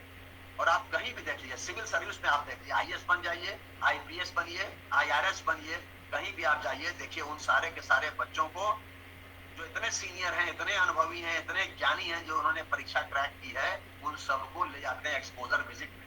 जगह जगह डिफरेंट कल्चर्स को दिखाते हैं, देश के पूरे भागों को दिखाने की कोशिश करते हैं. उसके द्वारा फिर वो समझते हैं कि हमारा भारत देश कैसे महान है, कैसे भारत देश में विविध संस्कृतियों के लोग रहते हैं, कैसे भारत देश में विविध तरह की भौगोलिक विशेषताएं हैं, कैसे भारत में कहीं नदियां हैं, कहीं तालाब हैं, कहीं रेगिस्तान है, और कैसे भारत में अलग अलग प्रजाति के लोग हैं. ये सब एक्सपीरियंशियल लर्निंग है और उसके आधार पर आपकी जो सोच है वो बहुत विकसित होती है, बहुत ज्यादा विकसित होती है. बहुत सारे लोग कभी जो है लिफ्ट में नहीं बैठे होंगे, अचानक वो लिफ्ट में बैठेंगे तो कैसा लगेगा आप ये सोचिए। बहुत सारे लोग ऐसे होंगे जो होटल में नहीं गए होंगे, उनको होटल के मैनर्स नहीं आते होंगे। आपने देखा होगा कई बार होटल में खाना खाने के बाद जब बाद में हैंड वॉश करने के लिए, फिंगर वॉश करने के लिए जब वो गर्म पानी के साथ नींबू लाता है, तो जो पहली बार गए रहते हैं नींबू निचोड़ के पी जाते हैं, बड़ी ऑकवर्ड सिचुएशन पैदा हो जाती है। तो आपको भी ऑब्जर्व करना चाहिए, हमेशा हमको ये ध्यान रखना चाहिए, अगर हम किसी ऐसी सिचुएशन में फंसे हैं जिसके बारे में हमें ज्यादा मालूम नहीं है, तो हमको ऑब्जर्व करना चाहिए। बहुत तेज नहीं बनना चाहिए, चुपचाप देखते रहिए कि बाकी लोग क्या कर रहे हैं, और जैसा बाकी लोग कर रहे हैं ये समझ लीजिए कि वही सही है, और उसी प्रकार का व्यवहार हमको वहां पर करना है। तो ये जो एक्सपोजर जिसके बारे में मैंने चर्चा की, ये फील्ड ट्रिप के बारे में, जो टूर जाते हैं एजुकेशनल टूर, वो बहुत इंपॉर्टेंट है। अभी भारत सरकार ने एनईपी 2020 में ये कर दिया है कि देश के जो महत्वपूर्ण पर्यटन स्थल हैं वहां पर बच्चों को ले जाया जाए, क्योंकि जो कॉन्स्टिट्यूशन की जो बातें हैं, जो मूल्य हैं कॉन्स्टिट्यूशन के, वो आज भी हम सभी लोग स्वीकार नहीं कर रहे। इसका कारण ये है कि हम लोग एक दूसरे को ठीक से समझ नहीं पा रहे, हम अपने देश की जो विविधताओं की जो विशेषता है उसको समझ नहीं पा रहे कि कैसे जो है डाइवर्सिटी में जो है वो यूनिटी भी है। तो उसको समझने के लिए हम लोग को ये कोशिश करनी चाहिए।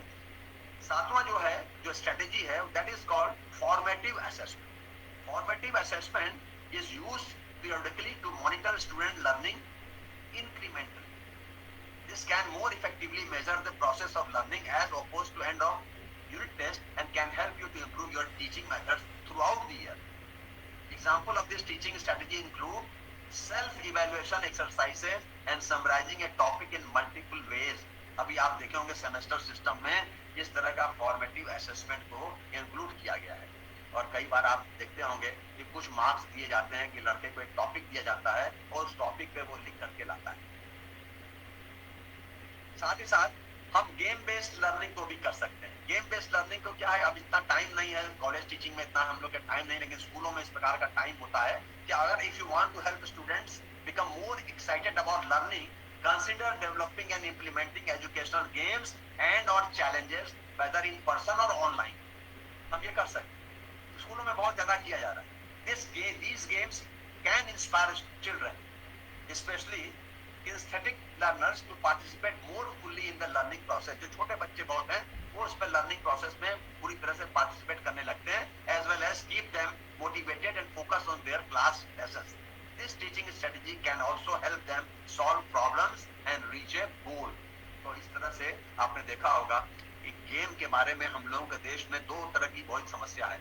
एक समस्या ये है कि जो खिलौने होते हैं उसको हम लोग महत्वहीन मानते हैं। हमें से बहुत सारे लोग ये मान के चलते हैं कि जो टॉयज हैं ये बच्चे तोड़ देते हैं, इसलिए इनको नहीं देना चाहिए।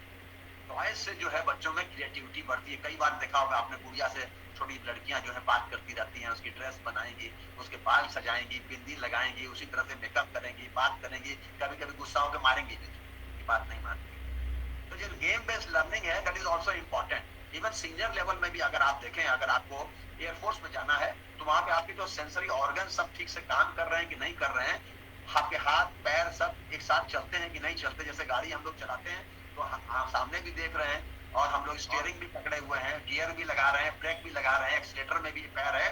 तो अगर ये सब सेंसरी ऑर्गन ठीक से काम करते हैं तो आप बढ़िया चला सकते हैं। इसी तरह से पायलट बनना है अगर आपको, तो आपको उन सबको सीखना पड़ता है, और इसीलिए बहुत सारे वीडियो गेम्स जो हैं वो सब स्टूडेंट सीखते हैं, जिनको इस प्रकार की आर्मी में, एयरफोर्स में, कहीं सर्विस में जाना है तो वो जाकर के बाकायदा जहाँ पर गेम के इस प्रकार के सेंटर्स बने हुए हैं वहां पर जाकर के वो गेम्स खेलने की कोशिश करें। और एक स्ट्रेटेजी है growth mindset.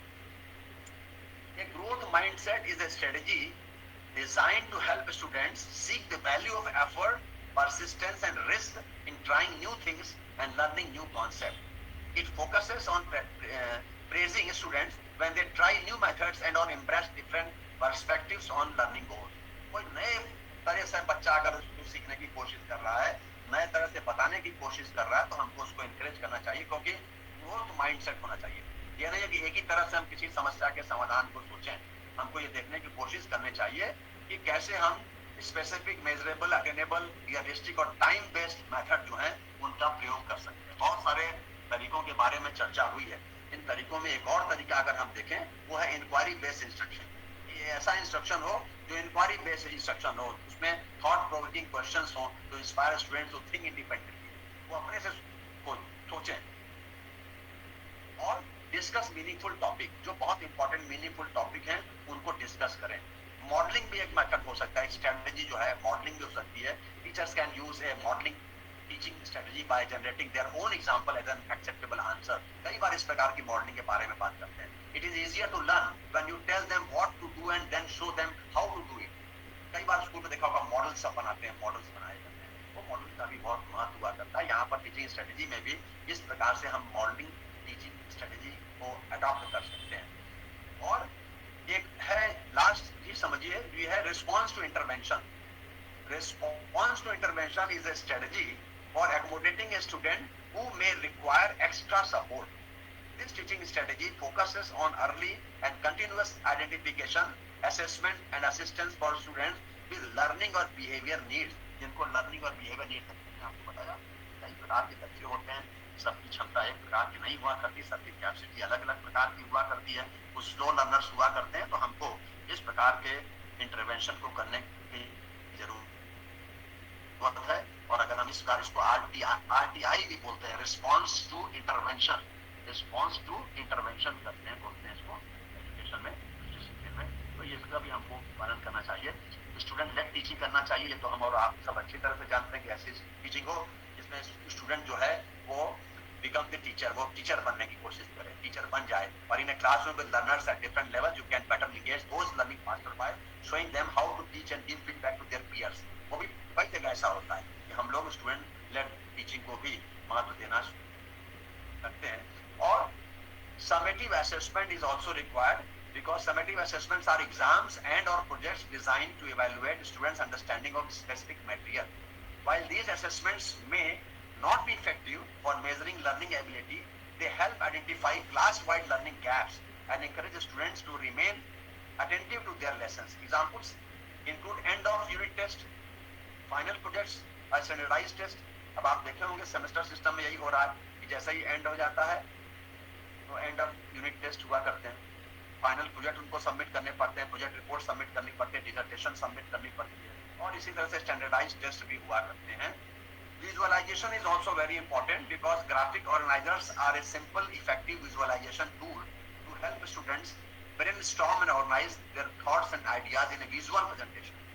Visual aids like pie charts, diagonally, scaffolding and Venn diagrams, ये बहुत सारी ऐसी चीजें हैं जिसके द्वारा हम लोग स्टूडेंट को कनेक्ट कर सकते हैं और वो कंपैरिजन के द्वारा कर सकते हैं। डिफरेंट चार्ट्स को हम बना दें, चाहे पाई डायग्राम हो, बार डायग्राम हो, या किसी प्रकार का यूज करें।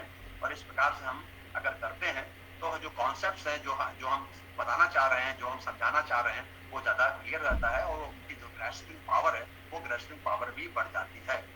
ठीक है, तो हम स्टूडेंट से ये भी पूछ सकते हैं कि वो ग्राफिक ऑर्गेनाइजर बनाएं जिससे कि वो जल्दी से उसको समझ सकें या सीख सकें। तो बहुत सारे स्टूडेंट ऐसे ग्राफिक्स को बनाते भी हैं और इसके बहुत सारे लाभ हैं। इस जो इफेक्टिव टीचिंग की हम बात कर रहे थे, इससे क्या होता है कि स्टूडेंट्स को जो है अपने जो लर्निंग गोल्स हैं उसको प्राप्त करने में सुविधा प्राप्त मिलती है।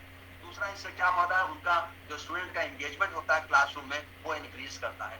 साथ ही साथ इससे इनहेंसेस होती है the quality of your feedback to students और improves your relationship with families because a student's family is often an important aspect of their overall education, and effective teaching can help you maintain a constructive relationship with them. ये नहीं है कि केवल एक बच्चा ही आपसे जुड़ रहा है, उसका पूरा का पूरा परिवार भी आपसे जुड़ता है।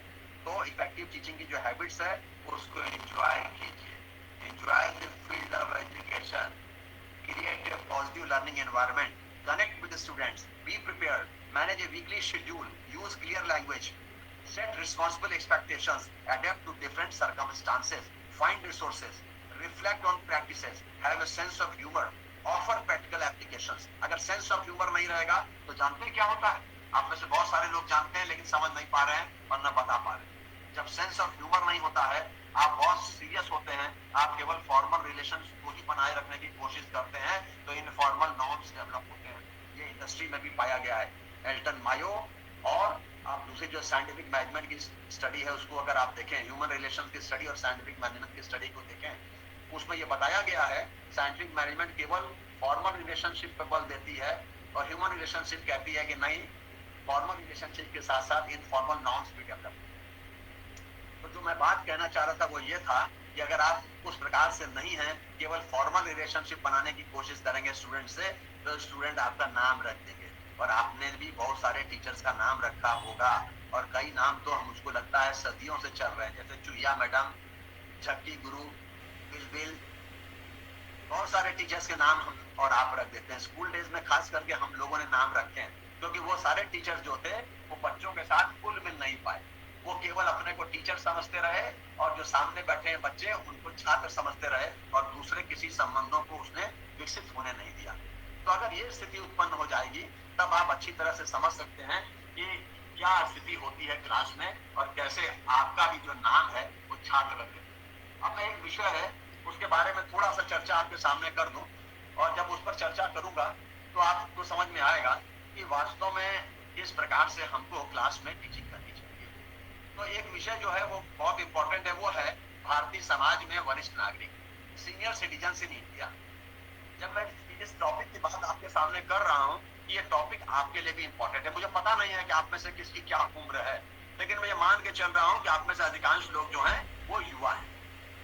अगर बच्चे होते तब भी आपके लिए ये टॉपिक था, और अगर आप सीनियर सिटीजन होते तब भी ये आपके लिए टॉपिक इंपॉर्टेंट है, क्योंकि अल्टीमेटली हमको आपको सबको एक दिन वरिष्ठ नागरिक बनना है।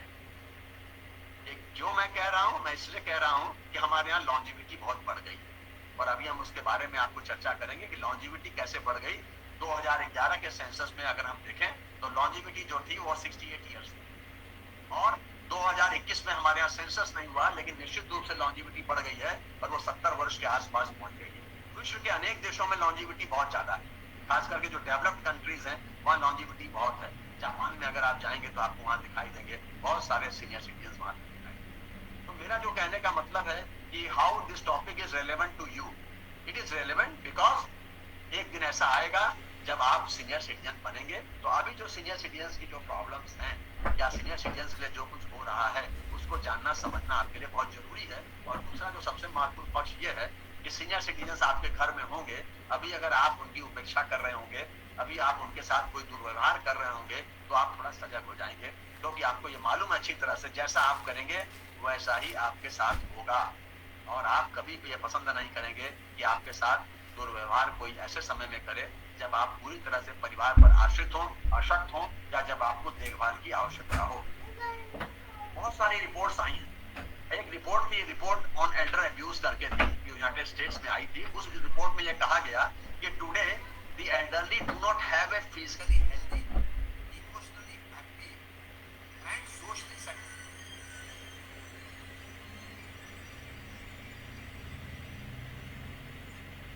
हाँ जी सर, हेलो हेलो,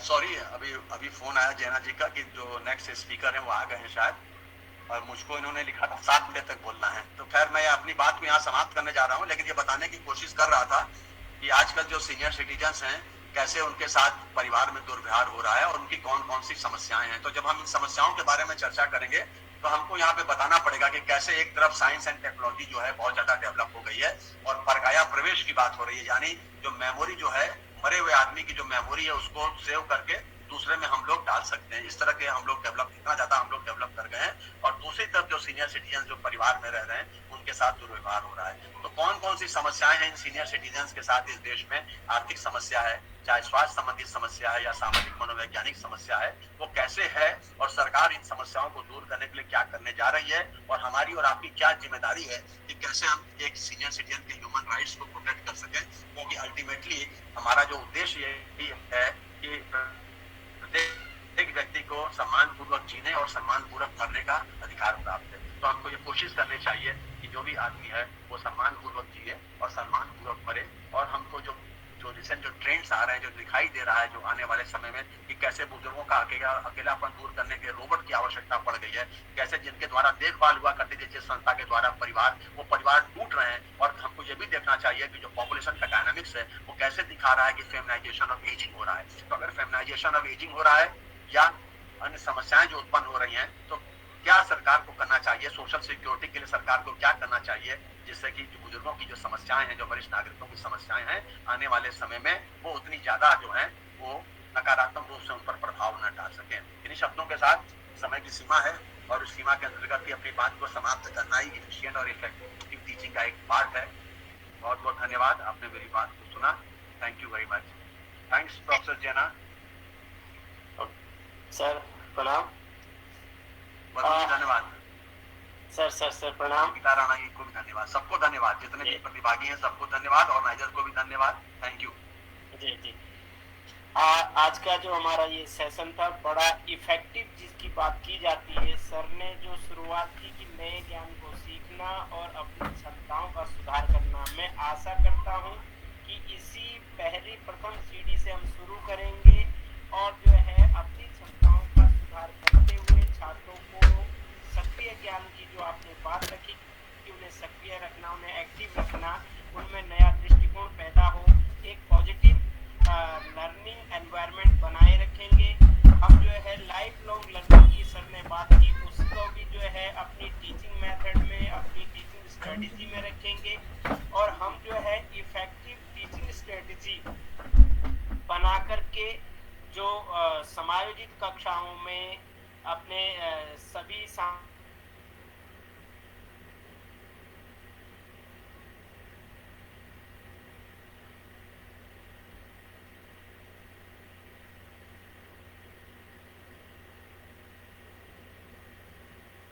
भाई क्वेश्चन किया क्या आपने? मुझे सुनाई नहीं दिया। अपनी शिक्षण में अपनी आवाज नहीं आ रही। Yes sir. हाँ हेलो। हेलो, बीच में कॉल आ गया, सॉरी, माफी चाहता हूँ। तो सर ने जो प्रिंसिपल्स ऑफ डायनेमिक टीचिंग आज हमें सिखाई है, सभी लोग उससे लाभान्वित आवाज होंगे। बहुत कम आ रही है, प्रॉब्लम है क्या? प्रॉब्लम है, मुझे समझ नहीं आ रहा है।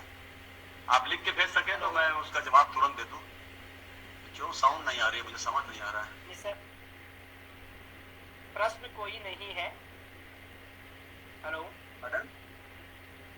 हेलो, मेरी आवाज आ रही है? नहीं आ रही, आवाज बहुत धीमे आ रही है। सर कोई क्वेश्चन नहीं है। अच्छा, हाँ जी। हेलो नहीं सर, प्लीज कंटिन्यू। हेलो, आवाज आ रही है ये मेरी? बहुत हल्की आ रही है, बोलिए। ओके सर थैंक यू, धन्यवाद आपका। आपसे धन्यवाद। जो आज का शिक्षण सेशन रहा, धन्यवाद। पुनः आपके सानिध्य की हमें आवश्यकता होगी, हम आपको पुनः एक बार याद करेंगे। आज थोड़ा समय का अभाव था। मैं आपका पुनः धन्यवाद करता हूं और आगे के सेशन के लिए दीपाली जी को मैं आमंत्रित करता हूं कि वो आगे के कार्यक्रम को कंटिन्यू रखें। दीपाली जी। Yes, sir. Thank you so much, Baluni sir. Good evening, everyone. I heartily welcome all the honorable guests, faculty members, and my dear participants in the second session of the 5th day of the 2-week online FTP. I, Dipali Tomar, Assistant Professor of Economics, feels very proud to invite our honorable guest, Professor Manish sir. Professor Manish is Dean of School of International Studies at Central University of Gujarat. He has earlier served as Associate Fellow with the Manohar Parrikar Institute for Defence Studies and Analysis and an Officer on Special Duty at the Government of India. He was also Head of the Department of International Relations at Sikkim University, Gangtok. Professor Manish has an MA, MPhil and PhD from the School of International Studies, JNU, New Delhi.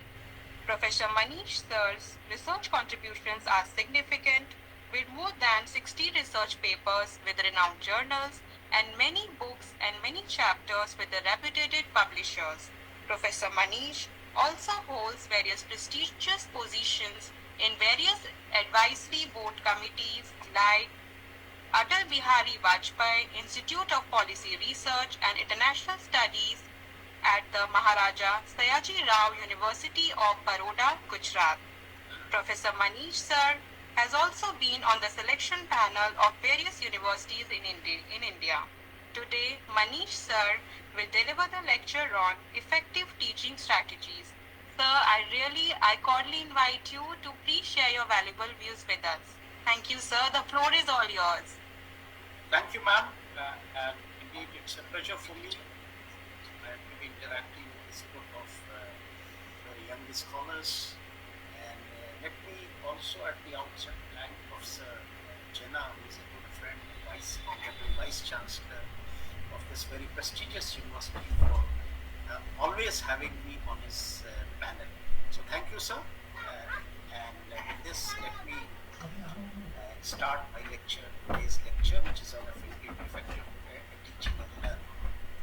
Now, I hope I'm audible here. Yes, sir, you are audible. Yes, sir. Right. Yeah. So, generally, I mean, why is this whole business of effective teaching very, very important, and we are constantly talking about it today? Now, we all know about the new education policy, which is actually indeed trying to bring in a lot of reforms when it comes to not just the syllabi in terms of teaching methods, the structural issues when it comes to the education sector as a whole, regulatory frameworks, so on and so forth. But what is important is more from a pedagogical point of view as to how we can be making this teaching and learning more effective in the classrooms. Now, in the first place, we all need to understand one thing. And what is that? That effective teaching is a developmental and a dynamic process. Please understand this. Teachers should grow continuously as they construct the new knowledge systems and change their belief systems and levels of comprehension as well.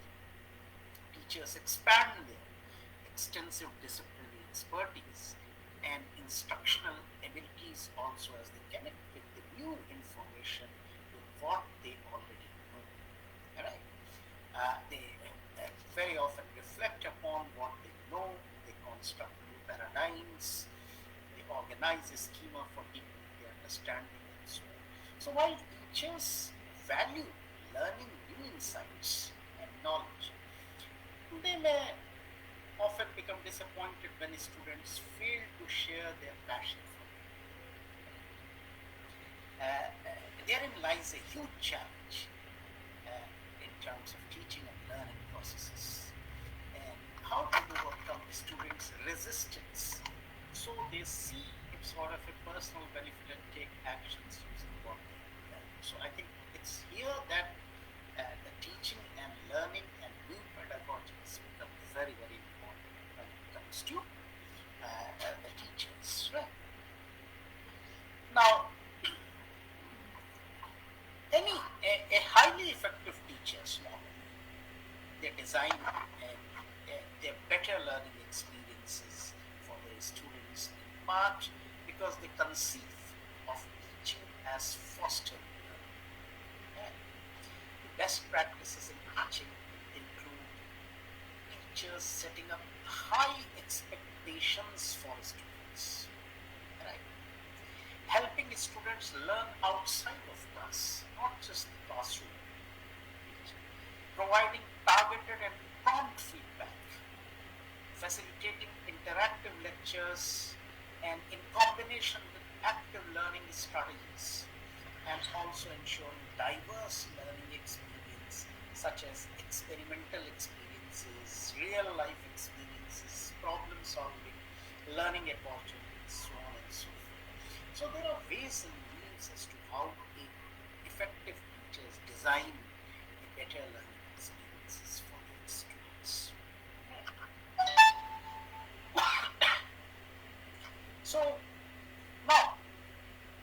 it's important that telling a student what to expect in a course, right?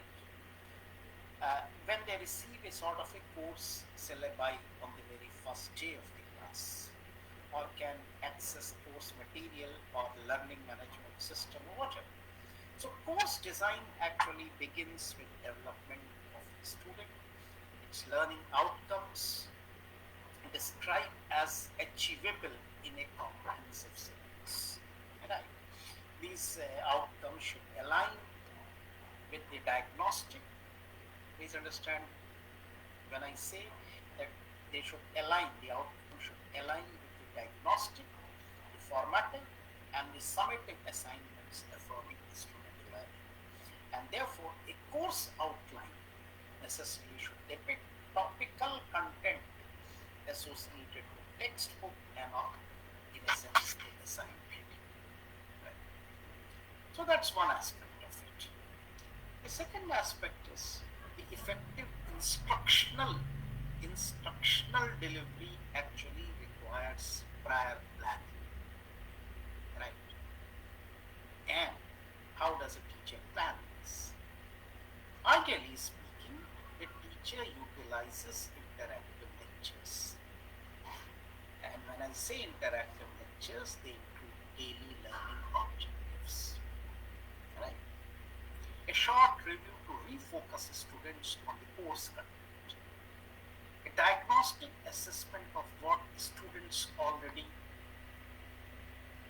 are assigned to or already know, or formative assessment to check for understanding about the assignment. So these are the things which any teacher does normally, right? Now, unless the content is presented in the class, it becomes relevant to the students. It's unlikely that the students will take responsibility for their learning.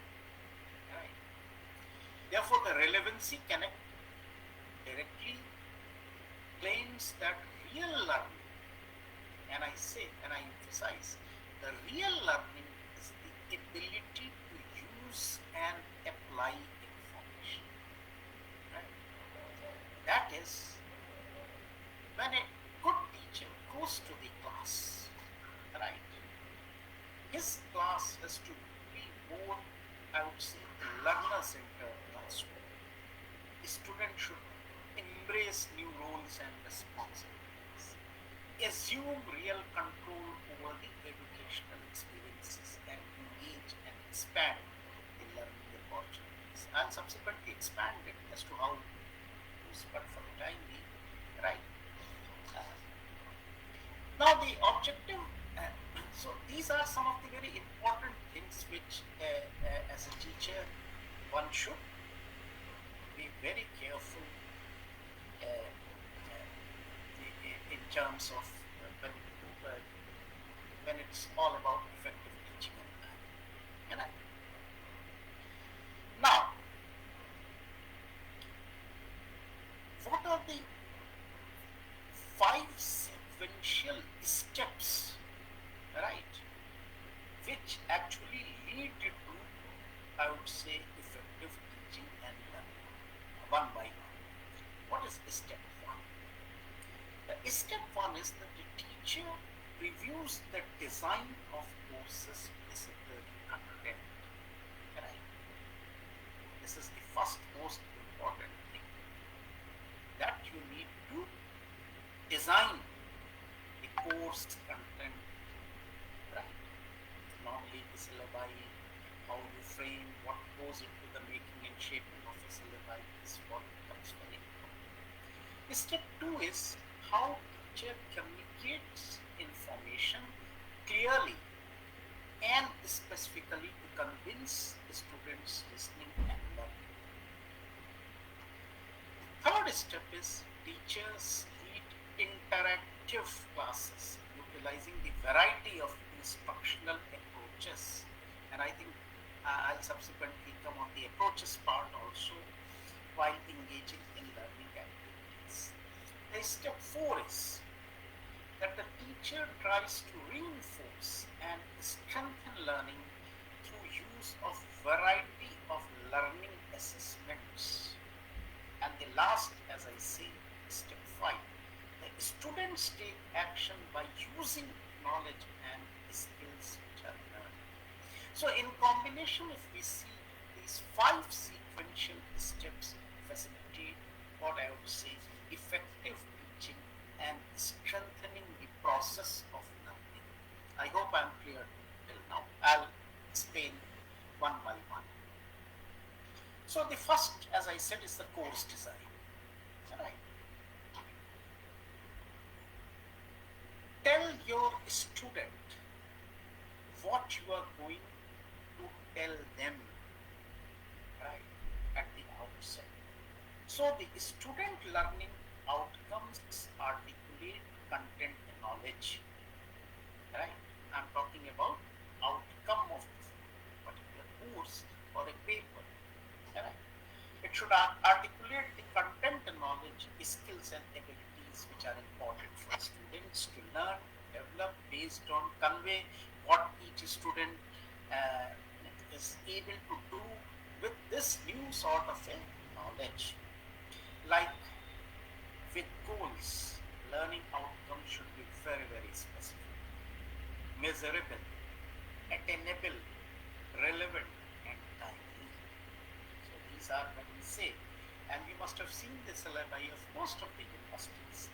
NAC also today insists that the syllabi has to have in the very, very opening introductory paragraphs as to what your learning outcome of that particular paper is, particular course is, right? Now, as I said, like with goals, learning outcomes should be specific, they should be measurable, attainable, relevant, and timely. So the course design actually becomes very, very important. Right? When developing a course syllabus, detailed guidance about assignments and their associated grades demand clarity with explicit expectations. Say, assuming I have a course which I am teaching. Normally what we do is today, it's a sort of a CBCS system. We have a semester system, right? In semester system, a teacher normally designs 50% of marking is based on the class performance, and rest of 50% is based on the end semester's performance. Now again, when it comes to classroom performance, again it's further divided. You take a mid-semester exam, you have a term paper or a assessment paper writing, book reviews, depending on, and it varies from teacher to teacher, right? But these are some very common ways which university teachers normally employ, right? So the point I'm trying to stress is, say, assuming you are expecting a student to write a term paper for a particular course, right? There has to be a absolute clarity, right, as to what are the explicit expectations out of that term paper. So student should be aware, the teacher should be very clear, and that actually takes you to the to some clarity when it comes to assessment. This now the purpose of this includes what skills a student will practice and the knowledge they will gain, with an emphasis on how these skills and this new knowledge relates to the student's lived experience and future careers. The task, when I say task, the task now should specify exactly what teacher expect of the student. And the criteria of assessment could be a sort of a checklist or a rubric of say expectations. So as I say, the syllabi, which is actually the most important component of your teaching and learning, should very clearly explain how a course is structured, including the various instructional approaches the teacher plans to use to help students learn. So that's the first thing. Obviously, there has to be a benefit statement making disciplinary content relevant to students. Actually necessitates helping them connect with what they are, what their learning needs are, their interests, the goals, and so on and so forth. The most important now component comes in terms of interactive lecturing, right? What is this interactive lecturing all about? When most people think about instructional strategies in classrooms, inevitably lectures are being assumed. Right? Lecturing can, and rather it should, present the information, right? Otherwise, unavailable to students. So something new has to come in. Synthesize that information from multiple sources, help organize this information in a logical structure, and clarify the confusing concepts. So I think these are important. So lecturing alone frequently leads to students' boredom, detracts them from. So I think there are ways and means to overcome this thing, and therefore, what I insist on is a interactive lecturing. What is this interactive lecturing? Interactive lecturing is a process of combining and engaging presentations with carefully selected active learning methods to achieve intended learning. Right? Now, active learning reinforces the concept, the skills, it helps a student deepen the subject matter, its knowledge, develop higher cognitive skills, and so on and so forth. Now, when it comes to interactive lectures, they require a sort of inclusion of active learning, which could variably be from guided note taking, asking students questions, discussions, small group work, quizzes, emphasizing metacognitive reflections. Right? So these are some very, very important strategies which I think the teacher tries to employ. When telling students instructional strategies matter, right? Telling students, teachers must engage students with the disciplinary content by making it relevant to their current interest and future careers. So I think you need to relate. Each lecture should be no longer than 15 minutes, needs a roadmap such as use of guided notes. Lectures should be interspersed with activities to deepen and expand the students' abilities to make applications, enhance their critical thinking. So I think these are some of the very important components which goes when I say interactive learning, right? So, having said that,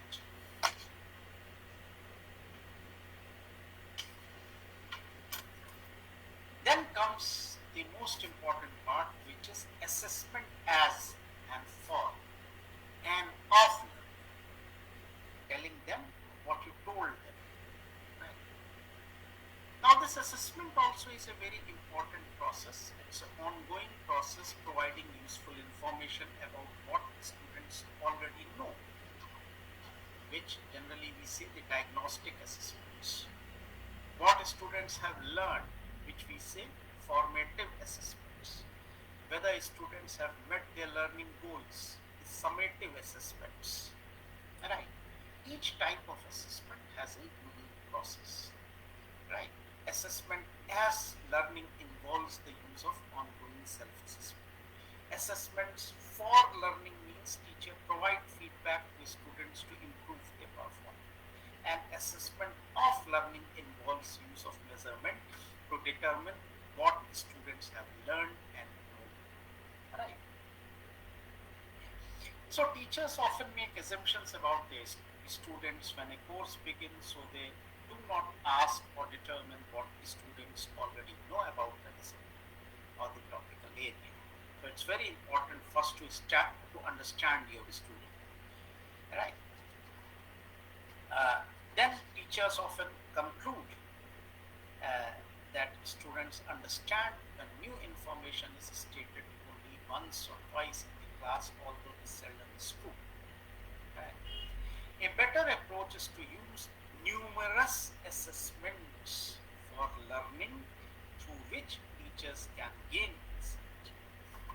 So this is the second most important strategy which I think a teacher can employ in the class. Then obviously there has to be action plan. What is this action plan all about? The students have been told what to anticipate in a well-designed course in step 1. Right. They're convinced about the personal benefits in step 2. They taught effectively about interactive learning in step 3. Assessed about their learning in step 4. And fifth and the final step is prepares the student to take actions using their new knowledge.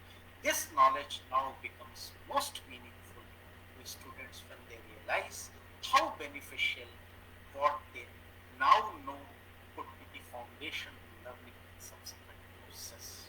Right. So generally when we say effective learning, right, as I said at the beginning, there are 5 sequential steps which teachers generally need to follow. Right. Teachers who care about the learning of students first will preview how the course's disciplinary content is organized. Teachers then convince students how and why listening and learning will personally benefit them. Next, teachers lead to interactive classes utilizing a various of instructional approaches with engaging learning activities. I'll try to expand it subsequently. There are learning assessments. Teachers reinforce and reward students' learning. And in enacting their action plans, the student now use new knowledge and skill language. Right. So these are some of the very general characteristics of what an effective teaching learning generally is all about. Now the second part of my lecture, which I also thought was very important, and I thought I'll try to bring it, is, since we have discussed quite a bit about the teaching methods, what should be their teaching methods? And this is what I mean when I say the effective teaching methods, right? And there is a lot of emphasis on effective teaching methods when it comes to new education policy of 2020. Right? Now, when we say effective methods, the first and the foremost thing is lecture. What is a lecture? Lecture is perhaps showing or telling, right? When we go to the class, we are actually showing them, telling them, and that's what we say it's lecture. So direct instruction is a widely used effective instructional strategy that is strong. This is supported by research, and when I say direct instruction, the teacher actually models an interaction with a subject. He demonstrates an approach to an issue, shows examples, and so on.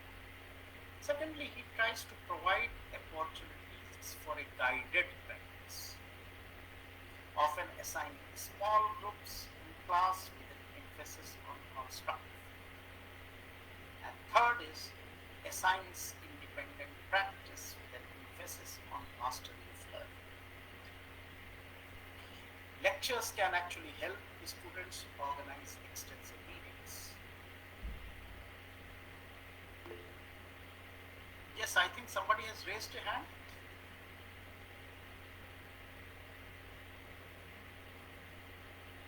Is there any question?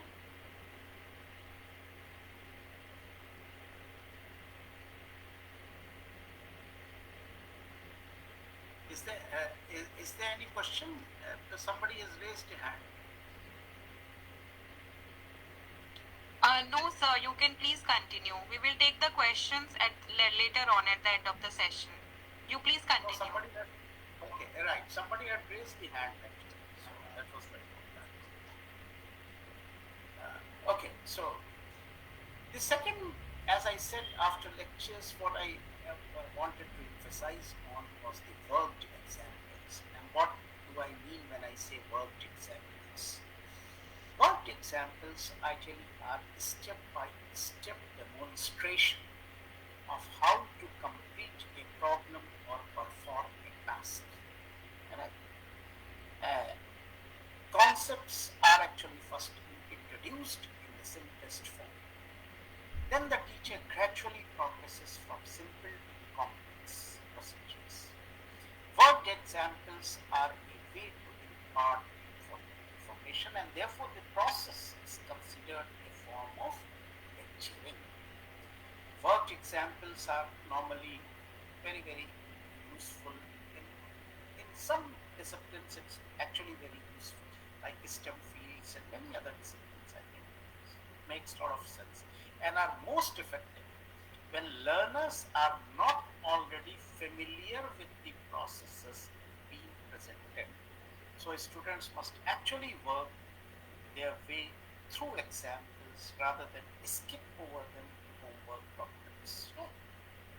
So that's then interactive lectures. As I said, we've had a lot of discussion on interactive lectures, but just to very quickly encapsulate it, many instructors build their lectures around questions that students individually or in groups can answer using cool flashcards, pooling technologies, so on and so forth.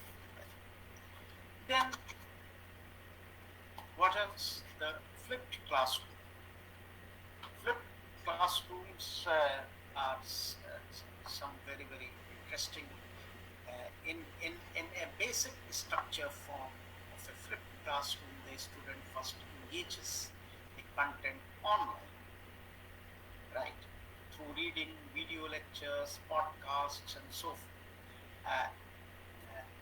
Then comes to the class for a guided practice.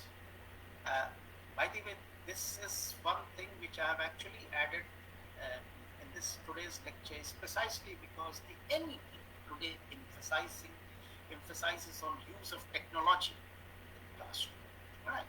So we cannot be completely out of touch of what the newer technologies are, what possibly could be the more new way of teaching and learning in the classrooms. And as I said, video lectures, the podcasts, so on and so forth are very, very important.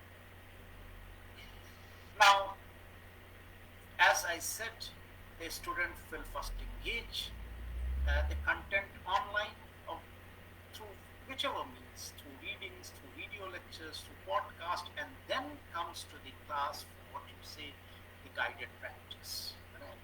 It requires a sort of explicit communication of learning objectives, procedures, rules, assessment criteria, and so on. It requires a detailed curriculum design organized. Right?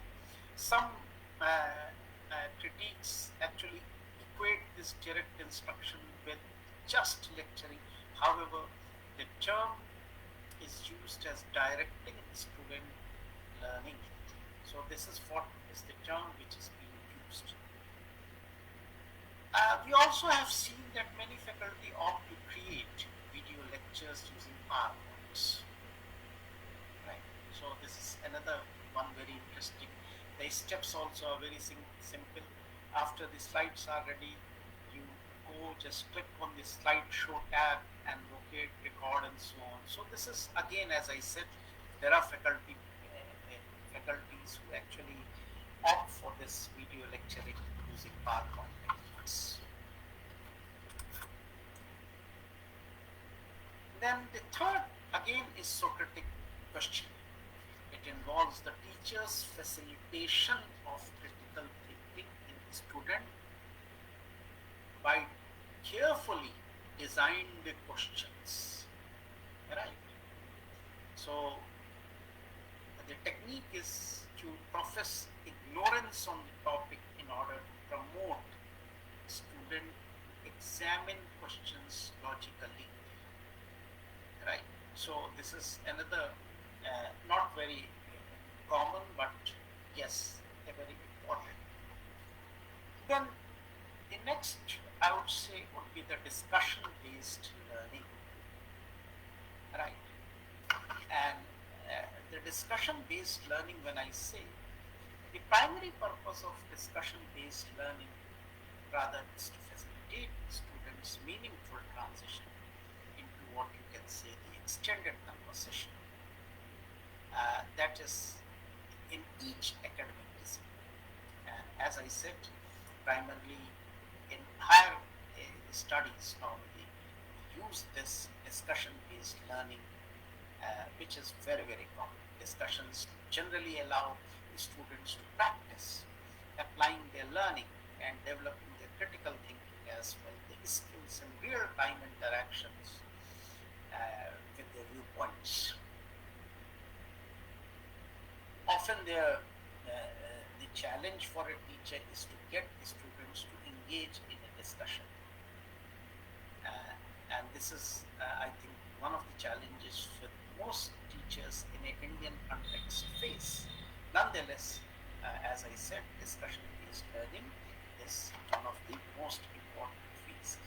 Now, one tip for addressing this challenge is to create a rubric of assessing the discussion and assign certain students to act as evaluators, provide feedback at the end of the discussion.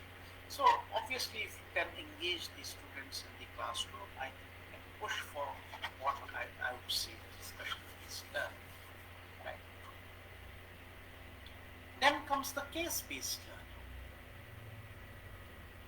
And this is something which normally most of the disciplines, rather across many disciplines, is commonly used, rather widely used. And it's a collection of validated cases are available online, often bundled with handouts, readings, assessments, and tips for the teaching. Right. So the cases range from scenarios that are addressed in simple setting, sometimes within minutes, to sequential or interactive cases that require multiple settings. Right. So this is one very, very important technique, rather teaching and a learning method. Then what else? Collaborative learning. Learning in groups is a common practice at all levels of education, not just higher education. The value of learning in groups is well supported by research and is required, as I said, in many disciplines. It has strong benefits for at-risk students, especially in STEM subjects. In more structured group assignments, students are often given roles that allow them to focus on a specific task and then cycle through the roles of subsequent activities. So this is what we say collaborative. You can have debates, you can have case studies, you can have problem solving, but it should all be part of a sort of thing. Therefore, in this effective teaching, in this mode, requires accurate assessment of prior knowledge and motivation to determine the interventions needed to compensate the cognitive demands. And then obviously, 2-3 more important points which I thought I'll discuss: the problems-based learning, which is, and this method is very similar to what you can say the case study-based method, except the intention is generally to keep the problem, the process, and the outcome more ambiguous than is comfortable for students. Right? Students should experience and struggle with radical uncertainty. Your role as a teacher is to create an intentional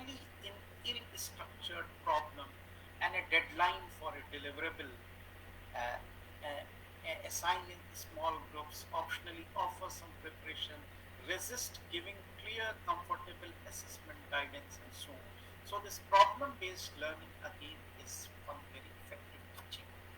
And last but not the least, which I just wanted to discuss, is the project-based learning. And this is similar to, as I said, the problem-based learning. Both the problem-based learning and the project-based learning, the student comes up with problems or questions to research. Often the project's deliverable is a very, very creative product, which can increase student engagement and long-term learning, right? But it can also result in student investing more time and resources in creative production at the expense of academic content, right? So, and this is again a very commonly practiced in master's course. We have the idea of writing dissertations, rather a project writing. Then MPhil we don't have at this point of time, but in PhD dissertations also we write with this again. I mean, it's more of a problem-based, project-based learning and so on. Essay writing again is more of a problem-based, project-based learning more. So the point I'm trying to stress is, when we discuss effective teaching and learning and try to bring it within the framework of the National Education Policy of 2020, there are a couple of things which we need to understand about the NEP.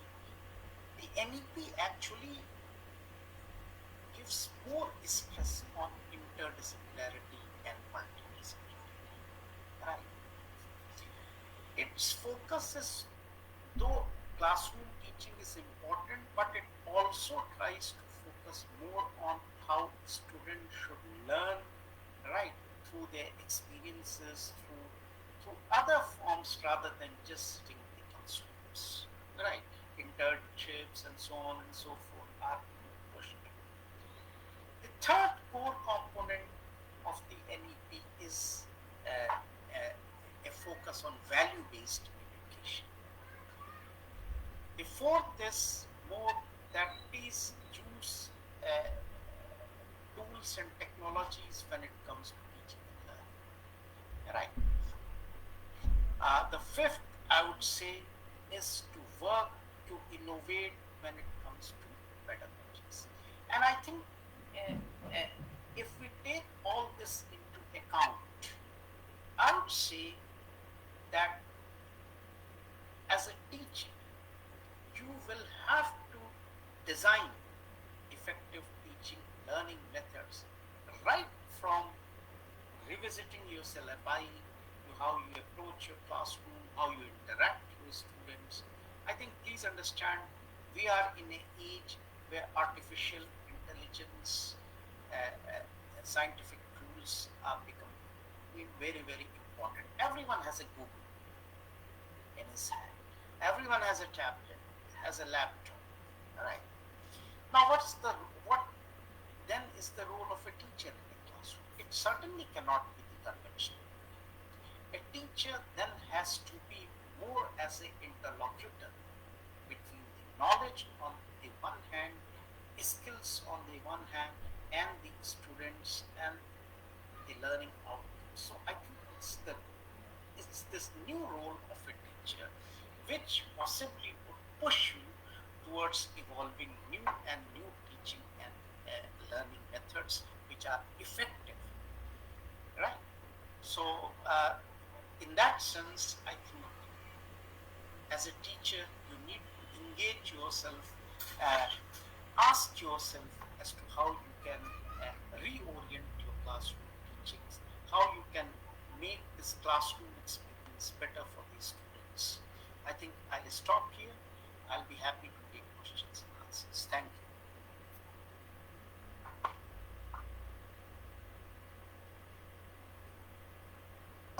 Thank you so much, sir.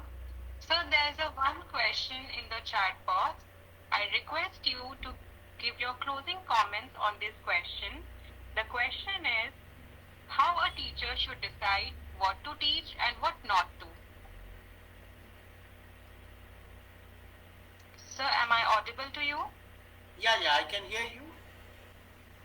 Yes, sir. So there is one question, how a teacher should decide what to teach and what not to teach. I think, there is a broader guideline when it comes to what to teach and what not to teach. Right. There is a syllabi. As I said, I started from there that there is a syllabi for each course, each paper, which actually is evolved not just by an individual teacher, but obviously by a group of teachers. There are ways and means to evolve this syllabi. There are model curriculums which are now available, and there are books which are. So I think what is to be taught in the classroom in a structured way is something which is decided. Now, how do you deliver that is where the role of a teacher comes. And as I said, I've had a long discussion on the teaching methods, methodologies, the tools, and I also said that a teacher has to be more of an interlocutor in the classroom in the age of technology, right? So I think that should be the best approach for a teacher in the classroom. But as I said, what is to be taught is generally predefined, right? So that is predefined.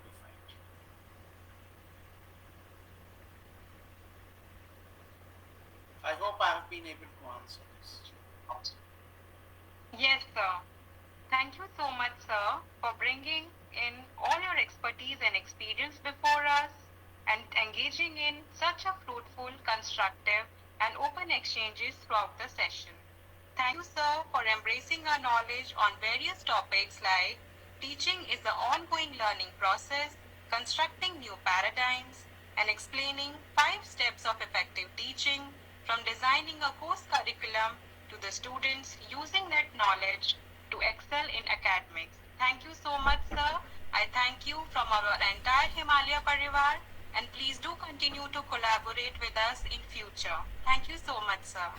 It's a pleasure meeting you and listening you. Thank you.